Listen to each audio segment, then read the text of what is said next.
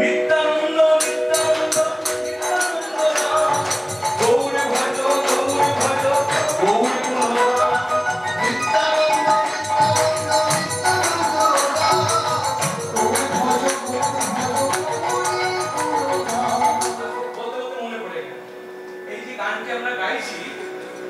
গৌরলীলা পরিবেশন করতে গিয়ে এই গানটি তিনি প্রচার করেছিলেন, আমাদের সবার মাঝখানে এনেছিলেন। তিনি হলেন গৌরলীলা সম্রাট শ্রী গৌরীশঙ্কর বন্দ্যোপাধ্যায় মহাশয়। আচ্ছা, তিনি পেলেন কোথায়? ইতিহাসটা বলে দিই। আগে কৃষ্ণলীলা কীর্তন, কিন্তু গৌরাঙ্গলীলা কীর্তন ছিল না, এরকম করে গৌরলীলা কীর্তন ছিল না। শুরু করলেন কে? নবদ্বীপে। আজও সেই মন্দিরে সেই বাড়িটি আছে, মদন গোপাল মন্দির, শ্রী শ্রী বলদেবজিউ মন্দিরের পাশে বাড়ি। হ্যাঁ, সেখানে প্রভু প্রাণ গোপাল গোস্বামী নিত্যানন্দ বংশধর, তিনি দেখলেন সবাই কৃষ্ণলীলা গায়, কিন্তু আমার গৌরকে নিয়ে কেউ কীর্তন করে না। এই তিনি প্রথম শুরু করলেন গৌরলীলা কীর্তন। এই গৌরলীলা প্রথম কে গাইলেন? না নবদ্বীপেরই ছেলে ব্রজেন্দ্রনাথ পাঠক মহাশয়, যাকে আমরা সবাই বলেছি ব্রজেন পাঠক। এই তার কাছ থেকে গৌরীশঙ্কর বন্দ্যোপাধ্যায় তৈরি হলেন। এই তাদের মুখের কথা, তাহলে বুঝতে পারছেন নিত্যানন্দ প্রভুর রক্ত শরীরে বইছে। তিনি প্রচার করলেন এই নিত্যানন্দ নিত্যানন্দ নিত্যানন্দ রাম গৌর ভজ গৌর ভজ গৌর নাম। তারপর গৌরশঙ্কর বন্দ্যোপাধ্যায়, তারপর কীর্তন জগতে ছড়িয়ে গেল। তাহলে মূল গোড়া কোথায়? সেই নিতাইয়ের ঘর থেকে। তাহলে আজকে আমারও কত ভাগ্য, আপনাদের কত ভাগ্য, তাদের বলা বাণী আমরা বলতে পারছি। প্রাণ করে বলো নিত্যানন্দ নিত্যানন্দ নিত্যানন্দ রাম গৌর ভজ গৌর ভজ গৌর নাম।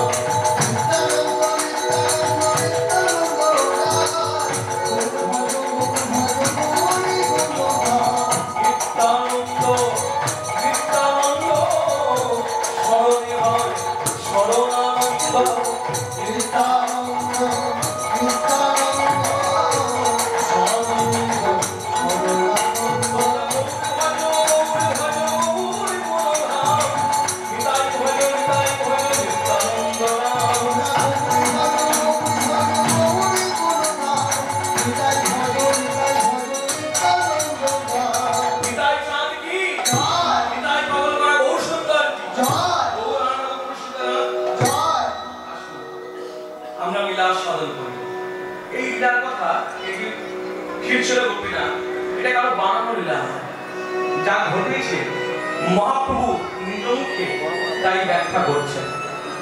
বলে এইটা মহাপ্রভু বলেছেন, বললে হ্যাঁ, বলে প্রমাণ শ্রী শ্রী চৈতন্য চরিতামৃত গ্রন্থ। শ্রী শ্রী চৈতন্য চরিতামৃত গ্রন্থে এইটার কথা মহাপ্রভু বললেন। কবে বললেন? না যবে মহাপ্রভু রেমুনা গ্রামে গেলেন। রেমুনা গ্রাম কবে গেলে? এই কিছুক্ষণ আগে আমার বাবা উত্তর দিল যে মহাপ্রভুর জন্মের তারিখ হচ্ছে দোল পূর্ণিমা বা ফাল্গুনী পূর্ণিমা। এবার আমরা দেখি মহাপ্রভু সন্ন্যাসের তারিখ কবে? কবে সন্ন্যাস নিয়েছিল? অনেকে আমরা জানি না। মাঘ মাসের 1 তারিখ। কি বললাম মা? মাঘ মাসের 1 তারিখ মহাপ্রভু সন্ন্যাস নিয়েছিল। আর ঘর ছেড়েছিল কবে? ঠিক তার আগের দিন রাত্রে, পৌষ সংক্রান্তি। যেদিকে ঘরে ঘরে মায়েরা কি তৈরি করে, আমরা এদিকে হয়তো এই হাতটা দেখেছি মায়েরা বুঝে গিয়েছে, পিঠে তৈরি হয়। মনে রাখবেন খালি গা 24 বছরের ছেলে ঘর থেকে বেরিয়ে গেলেন। ওই মাঘ মাসে কনকনে ঠান্ডা, পয়লা মাঘ, সন্ন্যাসী তার আগের দিন রাত্রি গঙ্গা সাঁতার দিয়ে চলে গেলেন। একটাই বস্ত্র, কোমর থেকে হাঁটু, মানে একটা ধুতি, গায়ে কোনো ওড়না ছিল না। বলে কেন? শীতের দিন একটা ওড়না আনতে পারলো না। এইখানে কথা, ওড়না নেবেন কি করে? তিনি তো শয়ন করেছিলেন মা বিষ্ণুপ্রিয়া দেবীর সঙ্গে, গায়ে ওড়না ছিল। কিন্তু যখন তিনি শয়ন করেছিলেন, মা বিষ্ণু এই ওড়নার একটি অংশ, উত্তরীয় একটি অংশ মা বিষ্ণুপ্রিয়া দেবীর হাতে ছিল। তাহলে যদি এটা হাত থেকে ছাড়াতে যায় কি হবে? ঘুম ভেঙে যাবে, আর যাওয়া হবে না। ওড়নাটা ফেলে দিলেন। এখানে তিনি নিজেকে দিয়ে জগৎকে শিক্ষা দিলেন, হে জীব, যদি তোমরা কৃষ্ণ পেতে চাও, তোমরা আমার মতো গায়ে থেকে চাদরটা সরিয়ে দাও। বলে আমরা আমার গায়ে চাদর চলে আছি কোথায়? বলে চাদর দেখা যায় না, অনুভব করতে হবে।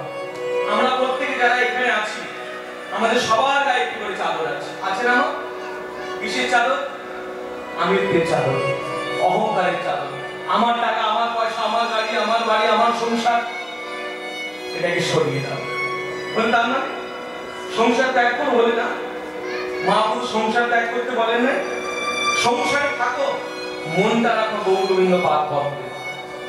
এখানে সাধু বাণী একটা মনে পড়ে গেল, মহাজন বলছে দেখো জলের মধ্যে নৌকা থাকে, দেখতে কত ভালো লাগে, আমরা নৌকার মধ্যে ঘুরে বেড়াই, হ্যাঁ জলে নৌকা থাকে, বেশ নৌকা যদি জল উঠে যায় তখন কি হয়, বিপদ হয়। অতএব এই সংসারটা হচ্ছে সমুদ্র, আমরা কিন্তু নৌকা নিয়ে চলেছি নিরন্তর। বলে সংসারের মধ্যে, সংসার সমুদ্রের মধ্যে দেবর নৌকাটা থাকলো ভালো, এই নৌকার মধ্যে যেন সংসারের জলটা না উঠে পড়ে, হৃদয় গৌর হরিবল। অত বিষয়ে থাকতে হবে, সংসার টাকা পয়সা সব থাক, মন প্রাণটা যেন থাকে গৌর গোবিন্দ পাদ পদ্মে। যাই হোক, মহাপ্রভু চলে এলেন গুরুদেবের কাছে, 24 বছরের ছেলে গুরুদেবকে এসে বলছে গুরুদেব আমায় সন্ন্যাস দিন। এমন আকুতি বিনতি বিনয় করলো, গুরুদেব বলছে বেশ সন্ন্যাস দেব। শোনো, মস্তক মুন্ডন করো, মাথায় কেশ থাকলে সন্ন্যাস হবে না। ওই ঘাটে মধু নাপিত আছে, মস্তক মুন্ডন করে মস্তক মুন্ডন হলো। গুরুদেব যখন স্নান করে এলেন, মহাপ্রভুকে দোল কবির মহিবাস পরিয়ে দিলেন, অর্থাৎ ভেতরে দিয়েছেন দোল কবির মন্ত্রপুত করে, তারপর বহির্বাস, একটাই বস্ত্র কোমর থেকে হাঁটু। মনে রাখবেন সন্ন্যাসী জীবন খুব কঠিন, বিশেষ করে মহাপ্রভু গায়ে কোনো চাদর নেই, গলায় মালা নেই, কপালে তিলক নাই, মাথায় শিখা নাই, গলায় কইতেও নাই। কেন? দশরামী সম্প্রদায়ের সাধু, এক হাতে দিয়েছে দণ্ড, এক হাতে দিয়েছে কমণ্ডল। নিমাই শোনো, সন্ন্যাসীর নিয়ম বড় কঠিন, তার জীবন বড় কঠিন, পারবে তো? গুরুদেব আপনি আশীর্বাদ করলেই পারবো। বলে শোনো তাহলে বেশ, একটি গাছের তলায় এক রাতে বেশি কাটাবে না। বলে কেন গুরুদেব? বলে গাছের প্রতি মায়া এসে যাবে, সংসারী সন্ন্যাসীর মায়া থাকা উচিত নয়। বেশ, মা বলে গুরুদেব একটি করে বলছে, মহাপ্রভু মাথাটা নিচু করে রয়েছে, মাথা তুলছেন নাকি, এটাই হচ্ছে আনুগত্য। গুরুদেবের কাছে কিভাবে দাঁড়াতে হয়, কিভাবে কথা বলতে হয়, মহাপ্রভু নিজের আচরণে শিখাচ্ছে, মাথাটা নিচু করে রয়েছে। শোনো নিমাই, যদি কোথাও শয়ন করো বালিশ ব্যবহার করবে না, এই হাতটাকে অবলম্বন করবে। কতক্ষণ বিশ্রাম? সারাদিনের মধ্যে 2 দণ্ড বিশ্রাম, 1 দণ্ড মানে 24 মিনিট, 2 দণ্ড মানে 48 মিনিট, মানে 1 ঘন্টাও হচ্ছে না। ওর মধ্যে স্নান, ওর মধ্যে খাওয়া, ওর মধ্যে ঘুম, ওর মধ্যে বিশ্রাম, বাদ বাকি সময় বিশ্ব চিন্তা। আমরা অনেকে বলে থাকি না যে যারা মঠে মন্দিরে সাধু হয়ে তারা ভালো আছে, দিনরাত খায় আর ঘুমায়। মনে রাখবেন, একবার মঠে মন্দিরে গিয়ে দেখুন তো, 2 দিন থেকে আসুন তো, দেখবেন মনটা আঁকু পাকু করছে, কতক্ষণে কি ঘরে ঢুকবো। অত সোজা মঠে মন্দিরে সাধু হয়ে থাকা পারবো না, ধৈর্য নয়। সেখানে আপনি গেলে দেখতে পাবেন নিরন্তর সেবা, নিরন্তর, শুধু হাতের সেবা নয়, মানসিক সেবা রয়েছে। এটা মহাপ্রভুর নির্দেশ। হাতে যা কাজ করছে করো, সেবার কাজ, মনে মনে সেবা করো। প্রভুর জন্য মালা গাচ্ছি, প্রভুকে মালাটা পড়াচ্ছি, প্রভুর জন্য ফল তুলে আনছি, এটা মানসিক সেবা। অর্থাৎ যখন হাতে নিত্য মালা জপ করবে, এগুলো ভাববে, চিন্তা করবে, মানে ব্রেনটাকেও এক মুহূর্ত বিশ্রাম দেওয়া যাবে না। মনে রাখবেন, আজ মঠ মন্দিরে সাধু আছে বলে আমার মুখে আপনার মুখে অন্নের দানা উঠছে, আজ মঠ মন্দিরে সাধু আছে বলে চন্দ্র সূর্য উঠছে। সাধুকে মর্যাদা দিতে হবে, ব্রাহ্মণকে মর্যাদা দিতে হবে। যাই হোক, এবার শোনো নিমা, তোমার নামটা পাল্টে দেবো। গুরুদেব সব পাল্টে দিলে, কিন্তু নামটা পাল্টাবে কেন? আমার মা বড় আদর করে নাম রেখেছি নিমা, বলে ওই জন্যই তো পাল্টাবো। নিমাই নিমাই বলে ডাকলে মায়ের কথা মনে পড়বে, স্ত্রীর কথা মনে পড়বে, আত্মীয় পরিজনের কথা মনে পড়বে। বেশ গুরুদেব, তাহলে কি নাম দেবে না? বলে একদিন তোমার নাম ছিল নিমাই, আজ থেকে নাম আর নিমাই নয়। তাহলে কি নাম? আজ হইতে তব নাম শ্রীকৃষ্ণ চৈতন্য। হরি হরি বল, আজ হইতে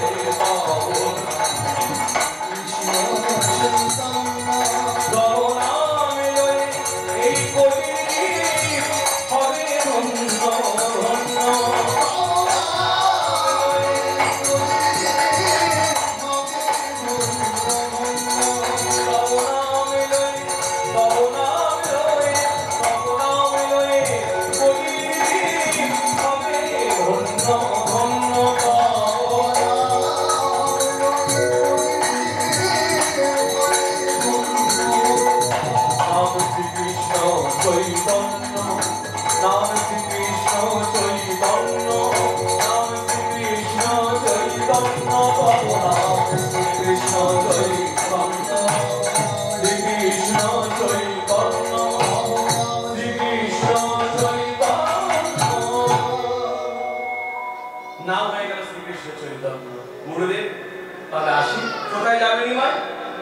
বলে গুরুদেব আমার বড় ইচ্ছা আমি বৃন্দাবন যাব। বেশ, কোন পথে যাবে?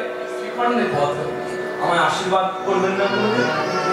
গুরুদেবের কাছে যখন মাথা রাঙিয়ে এলেন, গুরুদেব আশীর্বাদ করলেন, দুর্লভ কৃষ্ণ প্রেম ভক্তি লাভ। যে আশীর্বাদ পেল ছুটতে আরম্ভ করেছে।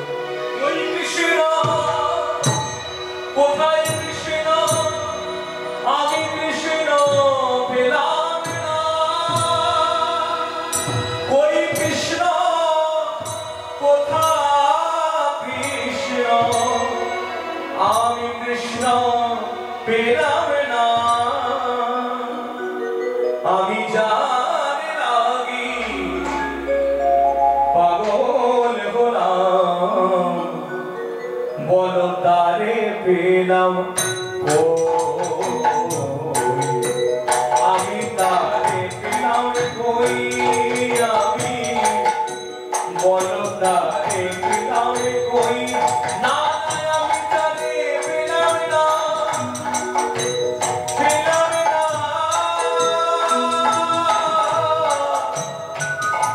পেলাম তারে পেলাম না, না আমি তারে পেলাম না, তারে পেলাম কই। আমি যার লাগি পাগল হলাম, তারে পেলাম কই, আমি তারে পেলাম কই। তার মতো সুন্দর এই ত্রিভুবনে না, তার নয়ন বাঁধা, তার ভঙ্গি বাঁধা, সে যে ত্রিভঙ্গি কামাই। না আমি তারে পেলাম না, পেলাম না,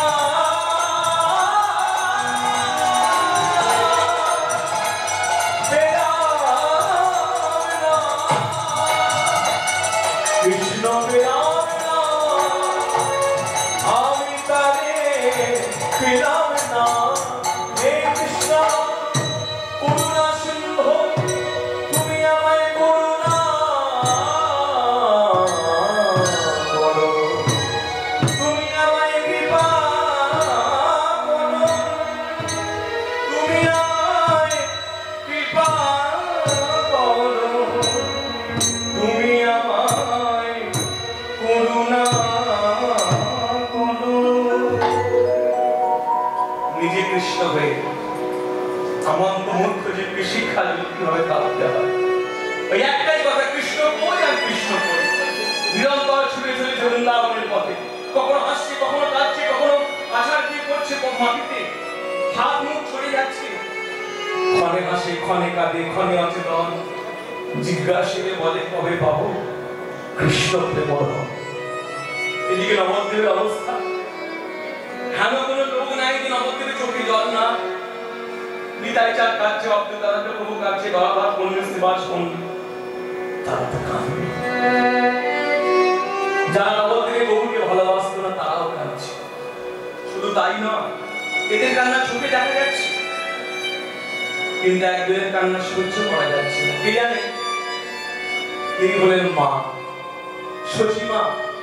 কে এসে দিল? চোখে জলে ভরে গেছে, আঁচলটা পথের ধুলায় লুটিয়ে পড়েছে। যাকে দেখছে তাকে বলছে বলো না আমার নিমাই কোথায়, বলো না তোমরা আমার নিমাই কোন পথে আছে। বৈষ্ণব মহাজন বলছে দেখছো মায়ের অবস্থা, দেখছো শশী মা কাঁদে, নিমাই নিমাই নিমাই, প্রতিধ্বনিকে দেওয়ালে নাই সে তো নাই, নাই সে তো নাই, নাই সে তো নাই।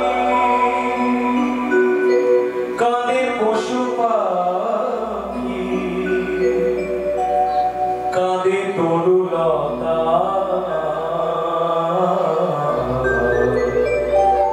আহারে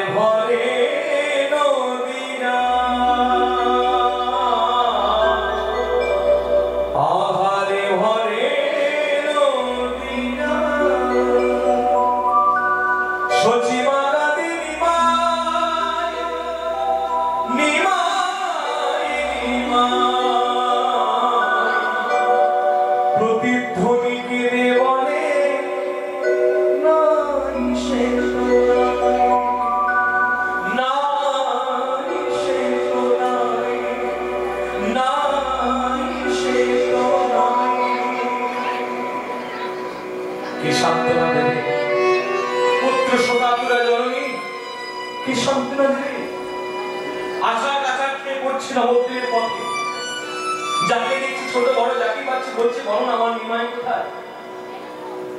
একটা বাচ্চা ছেলে যদি পুতুল হারিয়ে যায় বা ভেঙে যায়, বাড়ির বড়রা সান্ত্বনা দেয়, কেঁদো না, কাঁদিস না, আবার মেলা বসো, দোকান হোক, পুতুল কিনে দেবো। কিন্তু বলুন তো, যে মায়ের কোল থেকে ছেলে খালি হয়ে যায়, সেই মাকে সান্ত্বনা দেওয়ার ভাষা কজনের থাকে? নিতাই যা দূর থেকে দেখছে মায়ের করুণ অবস্থা, থাকতে পারলো না, চিৎকার করে ডেকে বলছেন মা জননী মা। নিমাইনি আরে নিমাই আমার কোলে সবাই দিলে সন্ন্যাস নিয়েছিস। মা আমি তোমার নিমাই নই। তবে তবে অন্য মামা বলে ডাকছিস, চিৎকার করে তুই কে? উত্তরে নিতাই চাঁদ বলেন আমি তোমার নিতাই মা গো, কেঁদো না মা অমন করে, আমি তোমার নিতাই, যাবে না গৌরে কোথায় যাবে, আরে ও তাকে যাবে না গৌরে কোথায় যাবে, আবার মা তুমি কেঁদো না, আমি তোমার কথা দিচ্ছি 10 থেকে 12 দিনের মধ্যে তোমার নিমাইকে নিয়ে তোমার কোলে বসাবো। কিন্তু একটা শব্দ, অমন করে কেঁদো না, তোমার কাঁদা বদন আমি সইতে নারি, অমন করে কেঁদো না, আমি এনে দেব তোমার গৌর হরি, আমি এনে দেব তোমার গৌর হরি, অমন করে কেঁদো যাব না গৌর কোথায় যাবে, আরে ও তারে বলে যাবে না গৌর কোথায় যাবে। চলো মুকুন্দ, চলো চন্দ্রশেখর। এই দেখুন নিতাই চাঁদ মাকে সান্ত্বনা দিয়ে দুজন ভক্তকে নিয়ে বেরোলো পথে। কি কি নাম? মুকুন্দ চন্দ্রশেখর। নিতাই চাঁদ পথে বেরিয়ে পড়েছে, পাগলের ঠাকুর কখন কি করে ঠিক নাই। এই পথে বেরিয়ে ও হরি বলে আমার নিতাই নাচে, ও হরি বলে আমার নিতাই নাচে,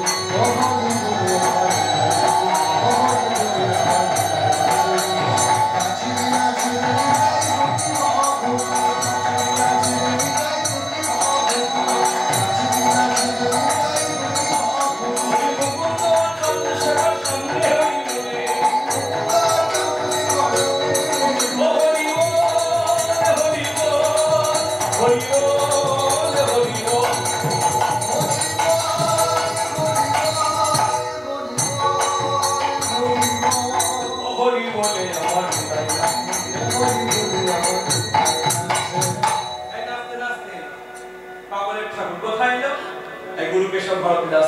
দাদা এসেছিল আমার ভাই নিমাই।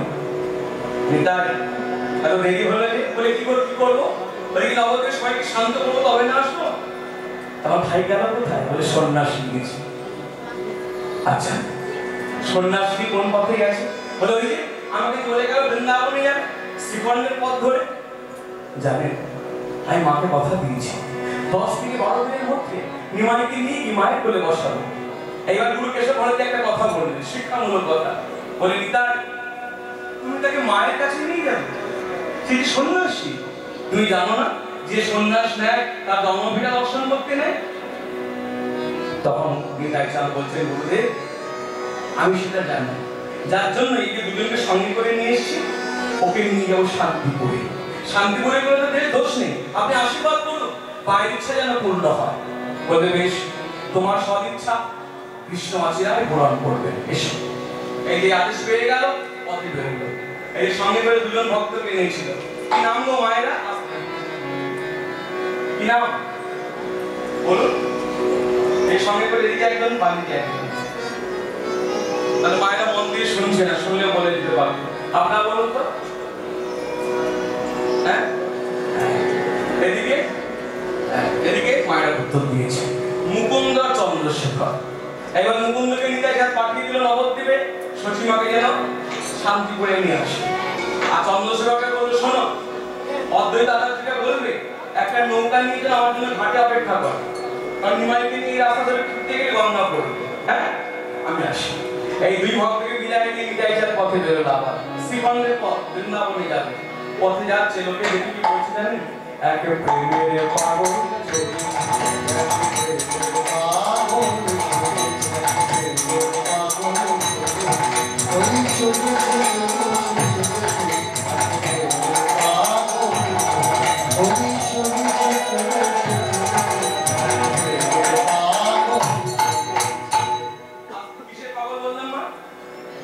প্রেমের পাগল পাগল কিন্তু অনেক রকম হয় জানেন এক একজন লোক দেখবেন গাড়ি কেনার জন্য পাগল হয়ে যায় এক একজন লোক বাড়ি তৈরি করার জন্য পাগল হয় এক একজন লোক ফোন কেনার জন্য পাগল হয় আচ্ছা আমাকে দেখে মনে হয় কিসের পাগল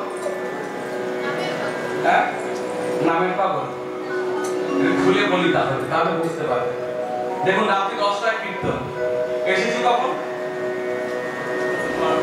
দুপুর 12টায় এসে গেছি খেয়েছি দিয়েছি ঘুমিয়েছি আবার রাত্রিবেলা সেজে গুজে তোদেরকে নিয়ে আসলে এলাম 2 দিন আবার গিয়ে খাবো তাহলে বলুন কিসের জন্য এত রাত্রিবেলা যে কষ্ট করছি কিসের জন্য কিসের পাগল কি বলবো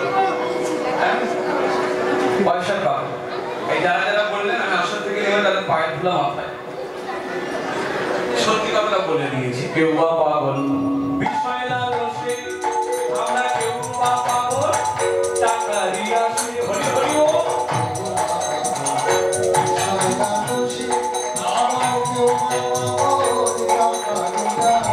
আমার কেউ বা পাগল নারীরা কেউ বা পাগল নারীরা পাগল নারীরা তোমার মতো পাগল বাবা ওই তাই তুমি নাই নামে পাগল হরি হরি ওই তাই তুমি নাই নামে পাগল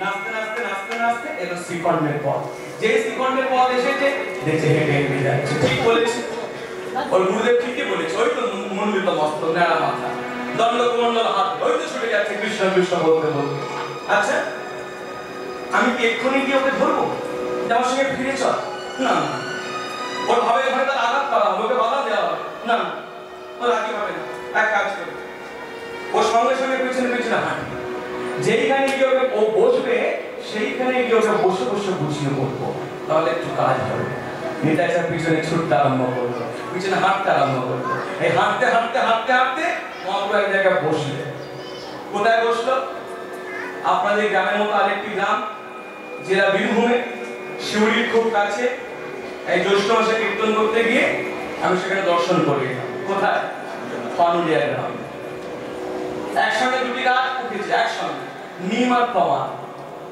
আমার দুবার সেবা ভাগ্য হলো দুবারই গেছি নিম আর তমাল দুটো একসঙ্গে মহাপ্রভু তার নিচে বসে কি বলে মা চলে যাচ্ছে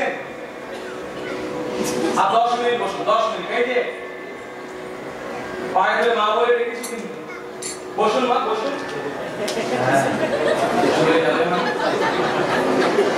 কথাগুলো শুনুন তাহলে ইচ্ছা করবে মন দিয়ে শুনুন কি গ্রামের নাম বললাম কি গ্রাম পানুলিয়া গ্রাম মহাপ্রভু বসেছে এইবার নিতাই চাঁদ মনে মনে ভাবছে এইবার ওকে বুঝিয়ে বলবো কিন্তু কিভাবে ওকে বোঝায় কিভাবে কথাগুলো বলি আমার সঙ্গে ফিরে চল না না কিছু একটা করা দরকার এই মা এই কি নাম রে দুজনে হ্যাঁ তার কথা বল কি নাম এই দেখ আমার ঝোলায় দেখ কি এনেছি দেখ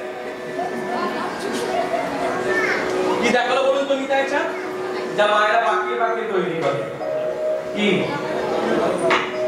অনেক মায়েরা বলেছিল ঝামেলা আসলে ঝামেলা তো পাকানো যায় ইচ্ছা করতে পারে মনে রাখবেন নারকেলের নাড়ু সেই নারকেলের নাড়ু থেকে ছেলেগুলো ভুলে গেছে এত নারকেলের বলে হ্যাঁ সব তোদের দেবো আমার সঙ্গে হরিনাম করতে পারবি হরিনাম আচ্ছা বলো কিভাবে করতে হবে শোন হাত থেকে লাঠিগুলো ফেলে বলে বেশ দিলাম নে হাতে তালি দে আচ্ছা এবার কি বলবো কি বলবি হরি বল রে বল রে হরি বল রে হরি বল রে বল রে হরি বল রে আবার হরি বল রে বল রে হরি বল রে হরি বল রে হরি বল রে হরি বল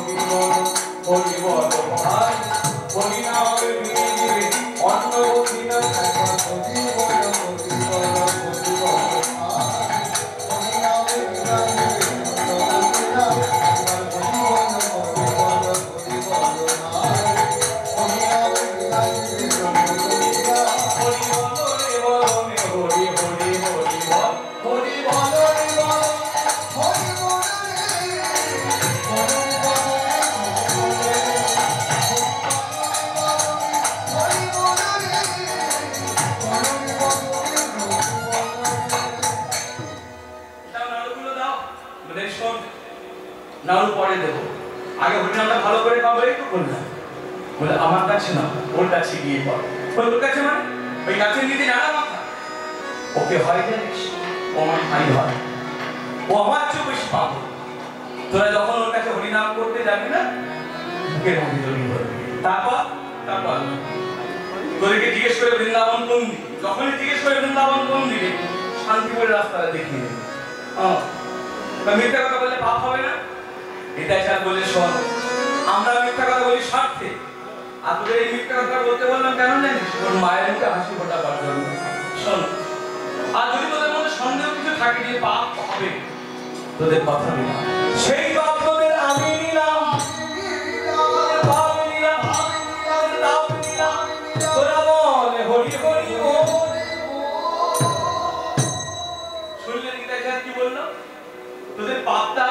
আমি নেব, তোরা হরিনাম কর। এই ছেলেগুলো চলে গেল, হরি বলো হরি বলো হরি বলো ভাই, হরিনামে বিনে দিবে আর গতি না। কথা শুনলেন আপনারা? হরিনাম ছাড়া কিন্তু আমাদের গতি নাই, যার জন্য এই হরিনাম আপনি দেখুন সব জায়গায় লাগছে, শ্রাদ্ধ বলে লাগছে, কালী পুজো বলে লাগছে, দুর্গা পুজো বলে লাগছে, সব জায়গায় হরিনাম। তাহলে বললে বলতে পারি এই হরিনাম হতে না,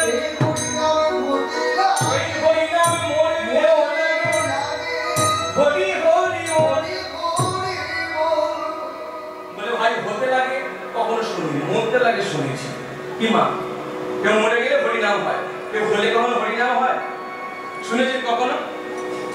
আমি নিজে দেখেছি, জেলা মেদিনীপুর কীর্তন করতে ঘুরছি গাড়ি নিয়ে, গাড়ি আটকে দিয়েছি, ভয় ভয় ধরে গেছে, কি হলো কি আবার গাড়ি আটকালেন কেন? বলে 10 মিনিট দাঁড়িয়ে যায়, হরির লুট হচ্ছে। আর হরির লুট আর কীর্তন আছে নাকি? বলছে না না, আমাদের গ্রামের একজনের ছেলে হয়েছে এই কিছুক্ষণ আগে, তাই কিছুক্ষণ পর অসুবিধা হয়ে যাবে, একটা সময় আছে, তার মধ্যে আমরা হরিলুটটা দিয়ে দিলাম। আমি দেখছি গাড়ির মধ্যে বসে বসে তারা হরিলুট দিচ্ছে, মাথায় ছড়াচ্ছে, আর প্রভুকে বলছে প্রভু হরি হরি বল, সবই তোমার কৃপা, তোমার কৃপা ছাড়া কখনো আমার সন্তান সুস্থ থাকতে পারে না, তোমার কৃপায় সন্তানও ভালো আছে, সন্তানের মাও ভালো আছে, হরি হরি বল। তাহলে দেখলেন হতে লাগলো। আর মরলে কখন লাগে না? কেউ যখন মরে যায় কি বলতে বলতে নিয়ে যায়, হ্যাঁ জানেন না? বলো হরি হরি বল।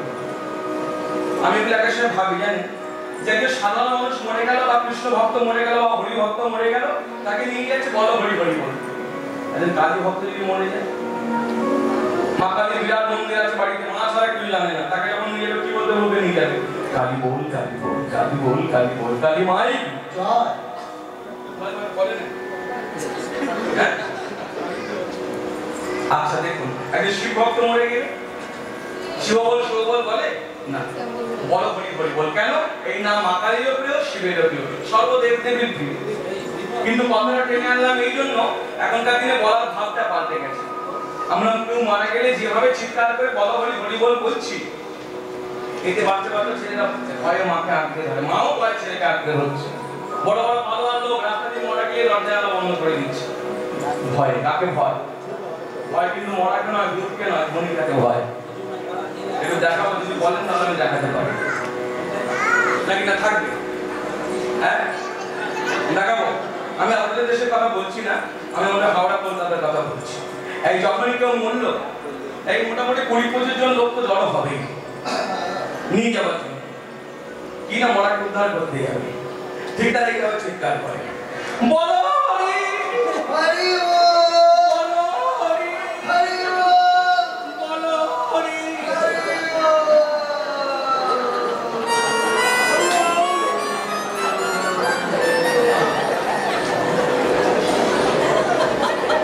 শুনলেন লক্ষ্য করে ভাবটা?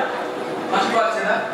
অন্যান্য জাতিরা আমাদেরকে দেখে হাসে, দেখ আমাদের কেউ মরে গেলে আমরা কত সুন্দর ভাবে নিয়ে যাই, আর ওদের যখন কেউ মরে যায় ওরা মুখে বলছে সব কাজ, কিন্তু এমন এইভাবে হাড়ে মারে চিৎকার করে এইগুলি আর একটা গেল বলে, এত অসুস্থ হয়ে পড়ে।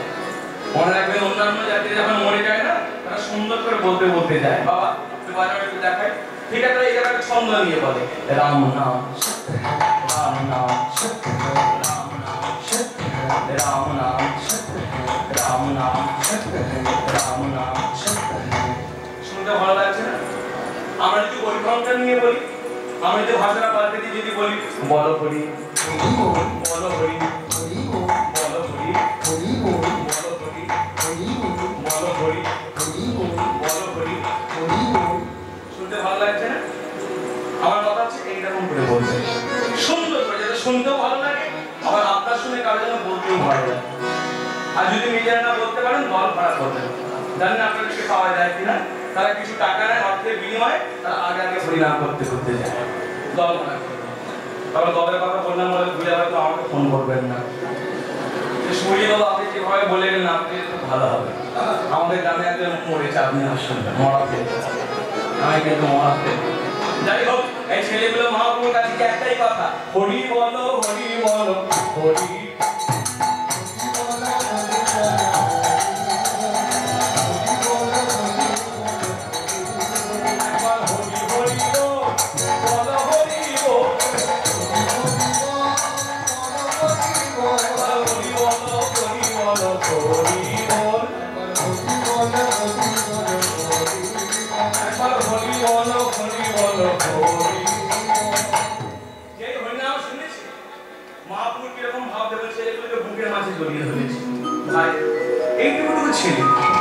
তোদের মুখে কৃষ্ণ নাম, ছেলেগুলো বলা বলি করছে, এইবার এইবার জিজ্ঞেস করবে, মনে মনে বলছে, ফিসফিস করে বলছে।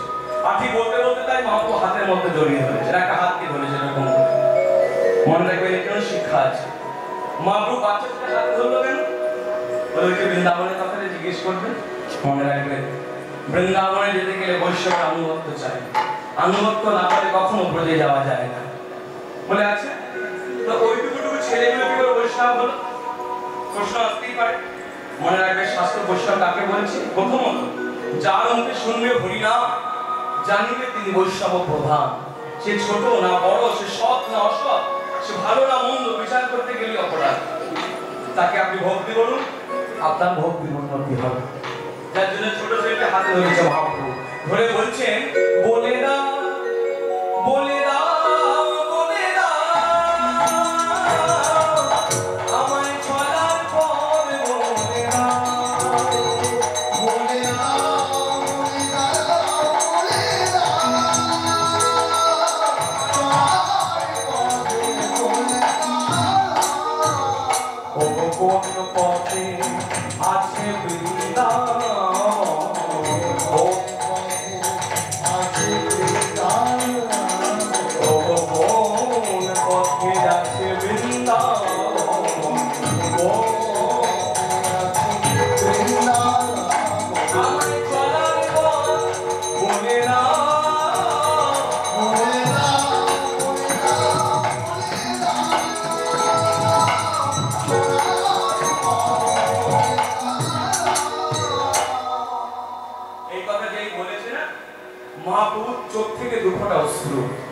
এইবার ভাবুন, একটা লোককে এমনি এমনি মিথ্যে কথা বলা যায়, যদি কারো চোখে জল দেখা যায় আর বলতে পারবো মিথ্যে কথা আর বলা যায় না, সে জায়গাটা দুর্বল হয়ে যায়।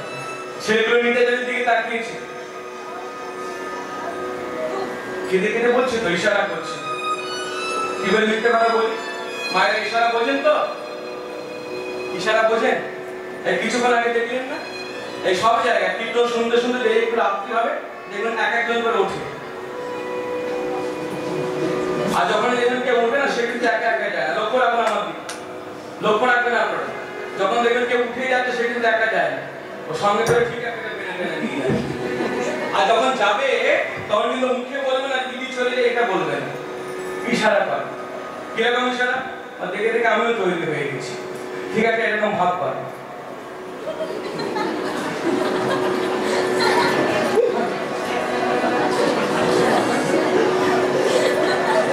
ইশারা, এই ইশারা আমাদের ইশারা। আর ছেলেগুলো নিজেদের দিকে তাকিয়েছে, ইশারা করে বলছে, কেঁদে কেঁদে বলছে। কি করে বলি? নিজেরা বলে বেশ, নাড়ু আমার কাছে রইল, নাড়ু আমি পেলি না, যা সত্যি কথা বল। নিজে যা চাইছে কতক্ষণে মহাপ্রভু মায়ের কোলে দিয়ে বসবে।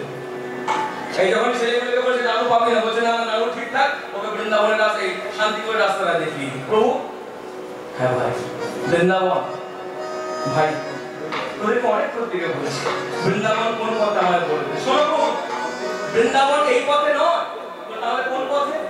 বৃন্দাবন তুমি এই পথে এই পথে এই পথে যাও প্রভু এই পথে যাও প্রভু এই পথে যাও প্রভু এই পথে যাও প্রভু তুমি মধুর বৃন্দাবন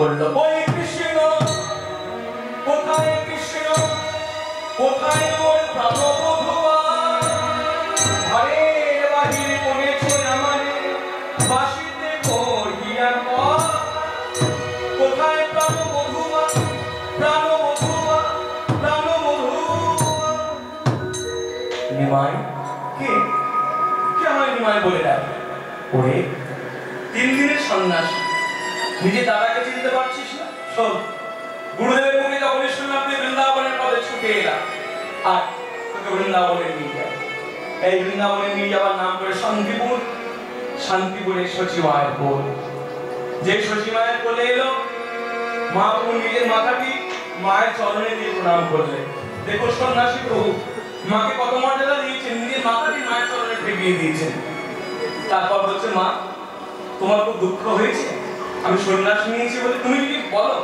আমি সব ত্যাগ করবো সচিবা বললেন বাবা কুপুত্র যদ্যপি হয় কুমাতা কখনো নয় তুই ঠিক করেছিস সন্ন্যাস নিয়েছিস ঠিক করেছিস কিন্তু নিমাই সন্ন্যাস নিয়ে যাবি কোথায় মা বৃন্দাবন বাবা একটা কথা বলি বৃন্দাবন তুই পরে গেলে যেতে পারবি আমার তো আর বেশি দিন না কোন দিন বলতে কোন দিন চলে যাবো তোর খবরটা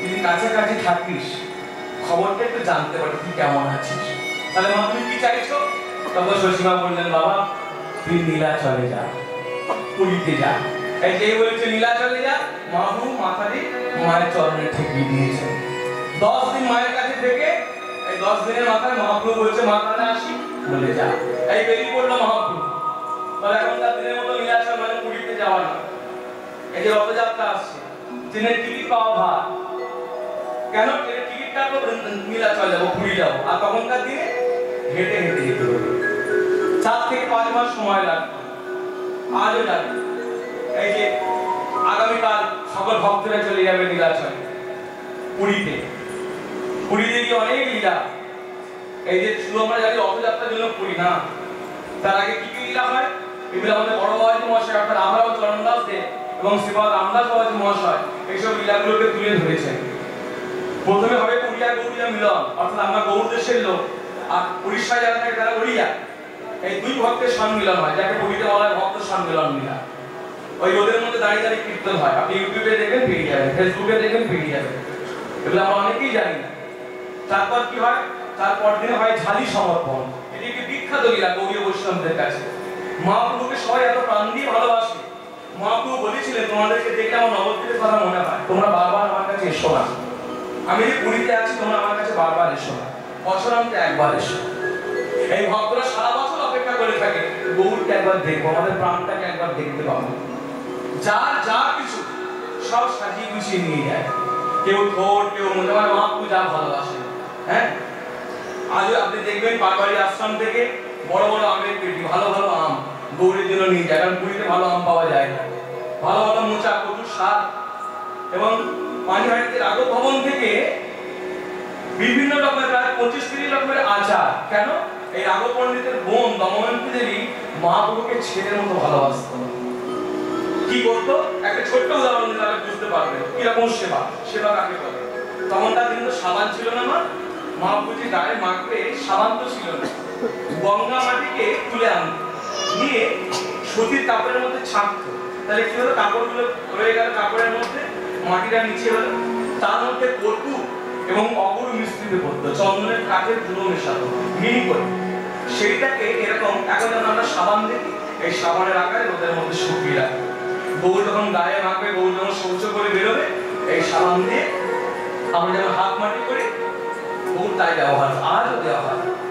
ঠিক মহাপ্রভু প্রকটকালীন যেমন যেমন ছিলেন, ঠিক আজও সেইভাবে সেবা হয় গম্ভীরা। গিয়ে দেখে আসবেন, অহর্নিশি শ্রীকৃষ্ণ চৈতন্য নাম চলছে, সেই প্রদীপটা আজও জ্বলছে। মহাপ্রভু নিজে পড়া খড়ম দোকানি রয়েছে, সচিমা যে কাঁথাটা দিয়েছিলেন সেই কাঁথাটাও আছে। পাট পাতাকে শুকনো করে পাঠাতো ভক্তরা, কেন? মহাপ্রভু নীলাচলে থাকতে থাকতে পেটে রোগ হতো, পাট পাতা ভিজিয়ে জলটা খেলে পেটটা ঠান্ডা থাকতো।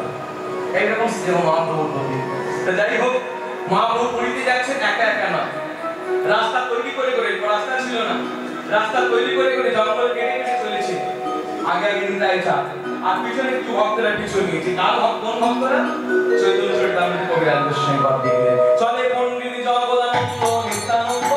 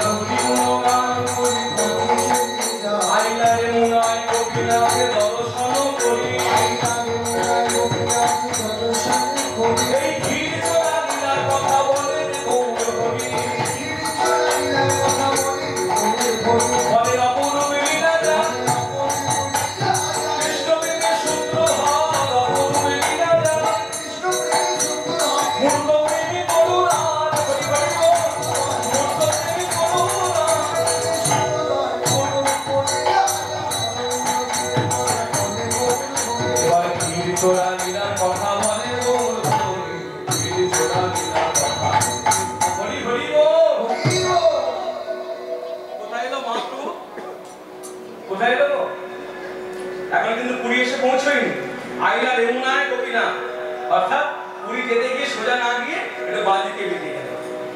বাদিকে কোথায় এলো? রেমুনায় গোপীনাথের মন্দির। এরকম আমরা যে মন্দিরে বসে আছি দেখুন, এই জায়গাটি কি বলা হয়? নাথ মন্দির, বা আমরা সোজা ভাষায় বারান্দা না বলে নাথ মন্দির বা নাথ মণ্ডপ। মহাপ্রভু বসেছে, কিছুক্ষণ পর গোপীনাথের দরজাটা খুলে গেল। আর মহাপ্রভু এই গোপীনাথকে দর্শন করেছে, এত ভালো লেগেছে, এত ভক্তি হয়েছে, একবার শুয়ে পড়ে প্রণাম করলো, একেবারে সাষ্টাঙ্গ করলো। যেই প্রণামটা করলো, এত ভক্ত প্রণাম করলো, কিছু হলো না। যে মহাপ্রভু প্রণাম করলো, গোপীনাথের মাথায় ছিল চূড়া, চূড়াটা খুলে পড়ত পর একবার মহাপ্রভুর মাথাতেই পড়লো, অর্থাৎ যার চূড়া তার মাথাতেই খুলে পড়লো। কি আনন্দ! মহাপ্রভু চূড়াটা বুকে তুলে নিলেন। কবিরাজ গোস্বামী পাদ লিখলেন, চূড়া পাইয়া মহাপ্রভু আনন্দিত, বহু নিত্য গীত কইলা দইয়া ভক্তগণ। বাবুর এত আনন্দ হয়েছে, ভক্তদের ডাকছে, ভক্তগণ গোপীনাথকে দেখলে, হ্যাঁ প্রভু কেমন লাগলো? প্রভু খুব ভালো। তা গোপীনাথকে কিছু দাও? বলে প্রভু সঙ্গে তো পয়সা করি। মহাপ্রভু বলে শুধু পয়সা দিলেই হয়? নিজের অন্তরে ভক্তিটা দাও। বলে তাহলে কি করবো প্রভু? বলে আমার সঙ্গে তোমরা কীর্তন করো। মহাপ্রভু বলছে, গোপীনাথ নাম শুনলে যা খুশি হয়, অন্য কিছুতে খুশি হয় না। দেখলেন, এখানে আরেকবার প্রমাণ হলো, যুগটা হলো হরিনামের যুগ। আপনি যেখানেই যাবেন হরিনামটা আশ্রয় করবেন, তাহলে দেখবেন মহাপ্রভুর ধারাটাকে রাখা হলো, তার কথাগুলোকে মান্যতা দেওয়া হলো। এই ভক্ত সঙ্গে কীর্তন আরম্ভ করলো, সবাই কৃষ্ণ কৃষ্ণ বলো মুখে, কৃষ্ণ কৃষ্ণ বলো, সবাই কৃষ্ণ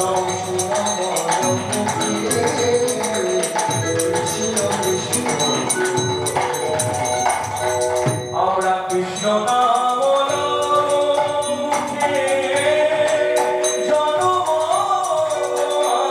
সুখে, কৃষ্ণ নাম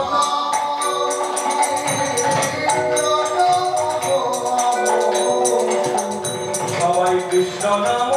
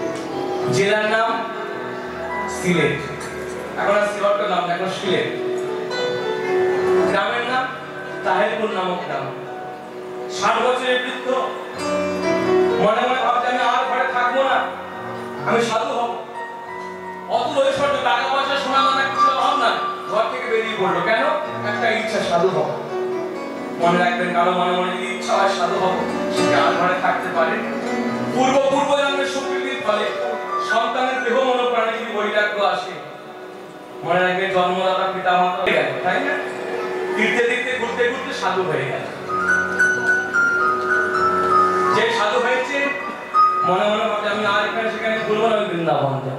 এই বৃন্দাবনে সেখানে বৃন্দাবনে গিয়ে গিরি গোবর্ধন পাহাড়, আপনারা সকলে জানেন বৃন্দাবনে কি বিশাল পাহাড় আছে, কি নাম?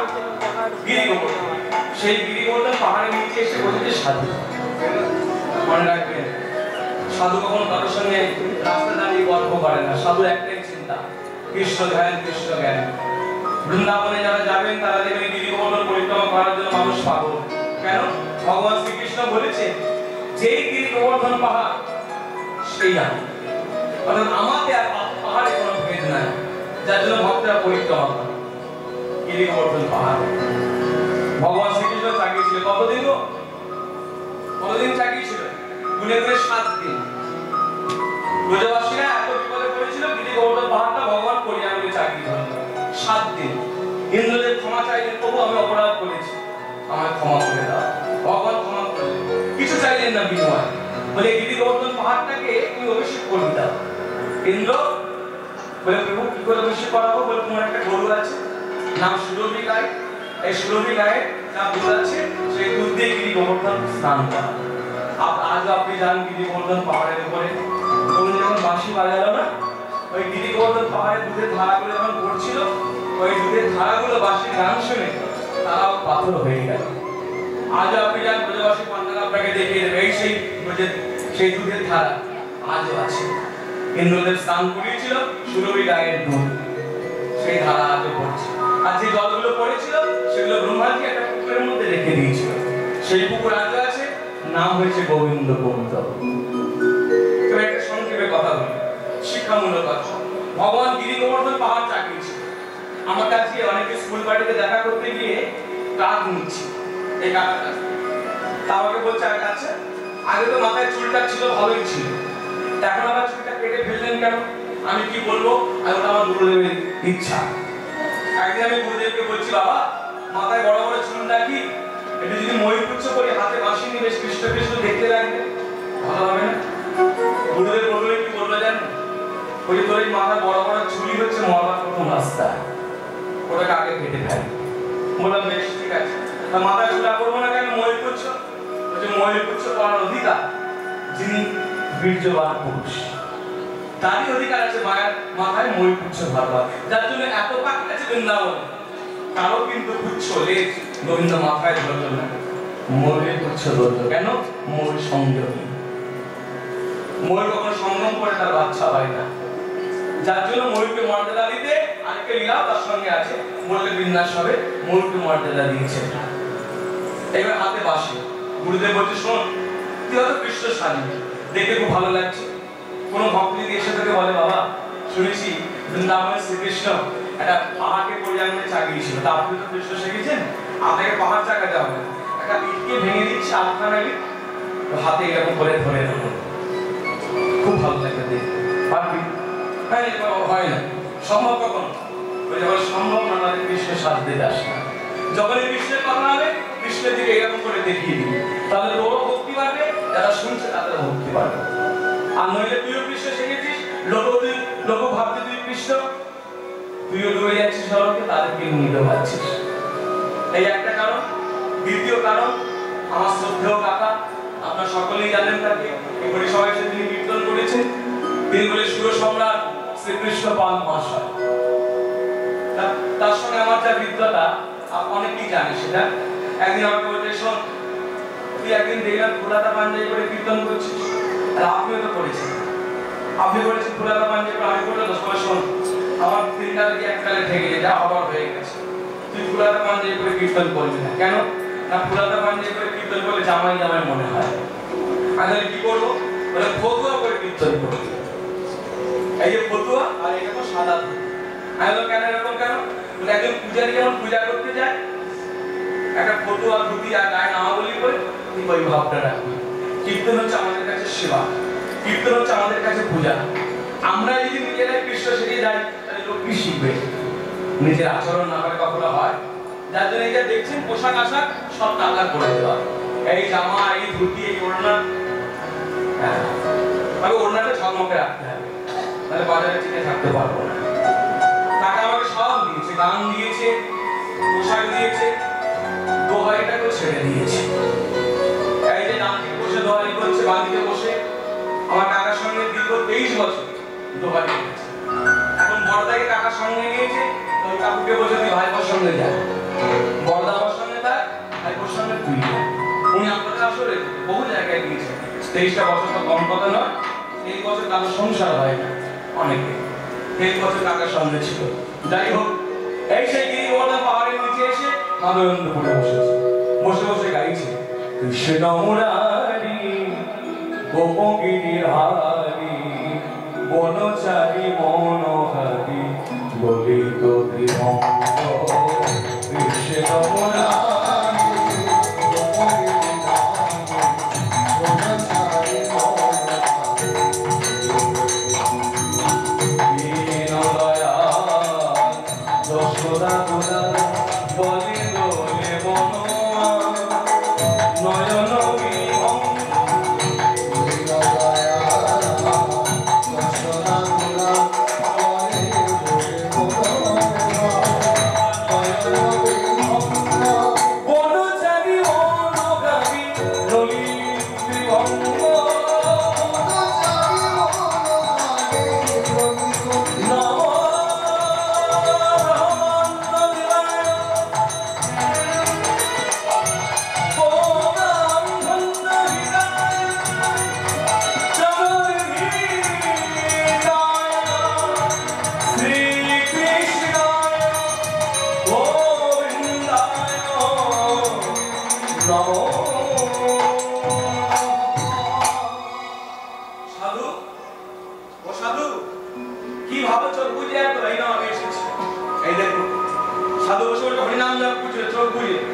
শুনতে পেলে কে যেন সাধু সাধু বলে ডাকছে। চোখটা খুলেছে, দেখছে 8 থেকে 9 বছরের একটি ছেলে দাঁড়িয়ে আছে, গায়ের রংটা কুচকুচ করছে। কাল কে এসছে? কে এসছে গো? কৃষ্ণ এসেছে, সাধু সাধু বলে ডাকছে। মাধবেন্দ্রপুরী বলে আমার ডাকো? হ্যাঁ তোমাকে তো ডাকছি। কি বাবা, তাই না, তোমার জন্য দুধ নিয়ে এসে, দুধটা খাও। আমার জন্য দুধ? হ্যাঁ রে বাবা, আকাশ থেকে পড়লে মনে হয় দুধটা খাও।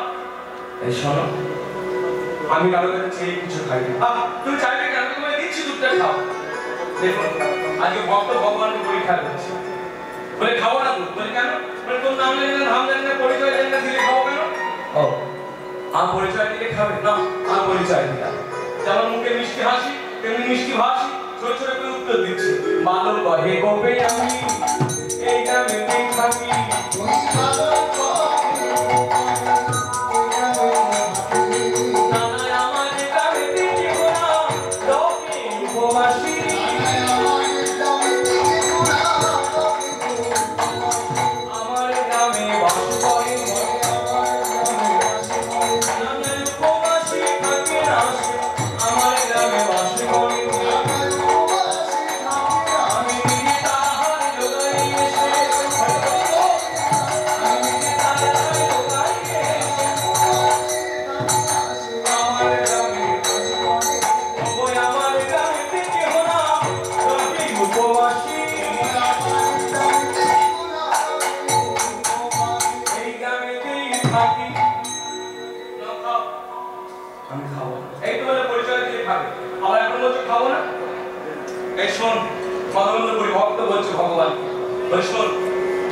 সকাল থেকে বসে আছে, কেউ এক ফোঁটা জল দিল না, কেউ দুধ নিয়ে ওই কিন্তু সন্দেহ। বলে শোনো, আমি বাচ্চা ছেলে কিছু বুঝি না, বুঝিয়ে দিলে সব বুঝতে পারি। আমাকে বোঝালো আমি এমনি এমনি আসি না, আমাকে দুধ নিয়ে পাঠালো কারা? এই গ্রামের মেয়েরা, তারা জল নিতে এসেছিল, স্নান করেছে সকালবেলা, কাকে কেটে জল নিচ্ছে, তোমায় দেখতে পেয়ে তুমি গাছের নিচে বসে আছো, কিছুই খাও। আবার এই বিকেলবেলা জল নিতে এসে চই ভাই বসে আছো, তারা কি আমার বললো শোন, ওই গাছের নিচে সাধু আছে, কিছু খাই না, ওকে দুধ খাই না, জলের নির্দেশ দিল তোমায় দেখে গেল,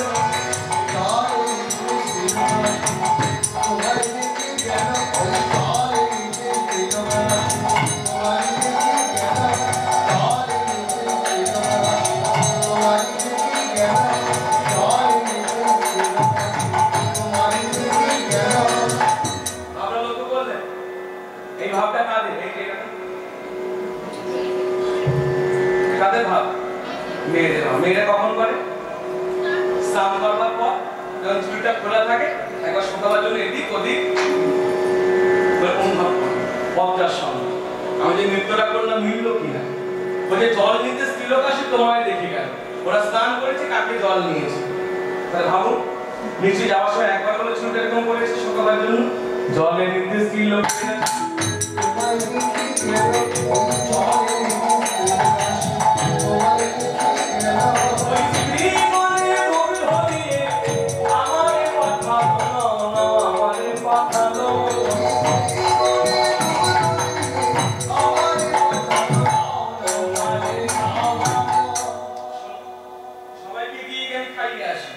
যার যেমন চাহিদা, কেউ অন্ন চায়, কেউ রুটি চায়, যাকে যেমন পারে তাকে তেমন খায়। আর যারা কোনো মতো চাইতে জানে না, শুধু বসে থাকে হরিনাম করে, তার জন্য আমি বেশি চিন্তা করি। যে রাজা চকে তার জন্য ভাবনা বেশি, যে রাজা চক উপবাস আমি নিজে তার ঘরে দোকান যাচ্ছি,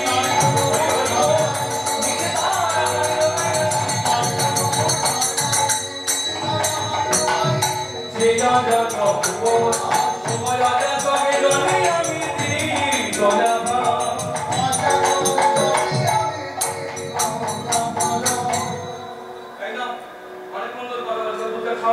আমি খাবো না। এত কথা বললাম, এত পরিচয় দিলে এখন বলছি খাবো না।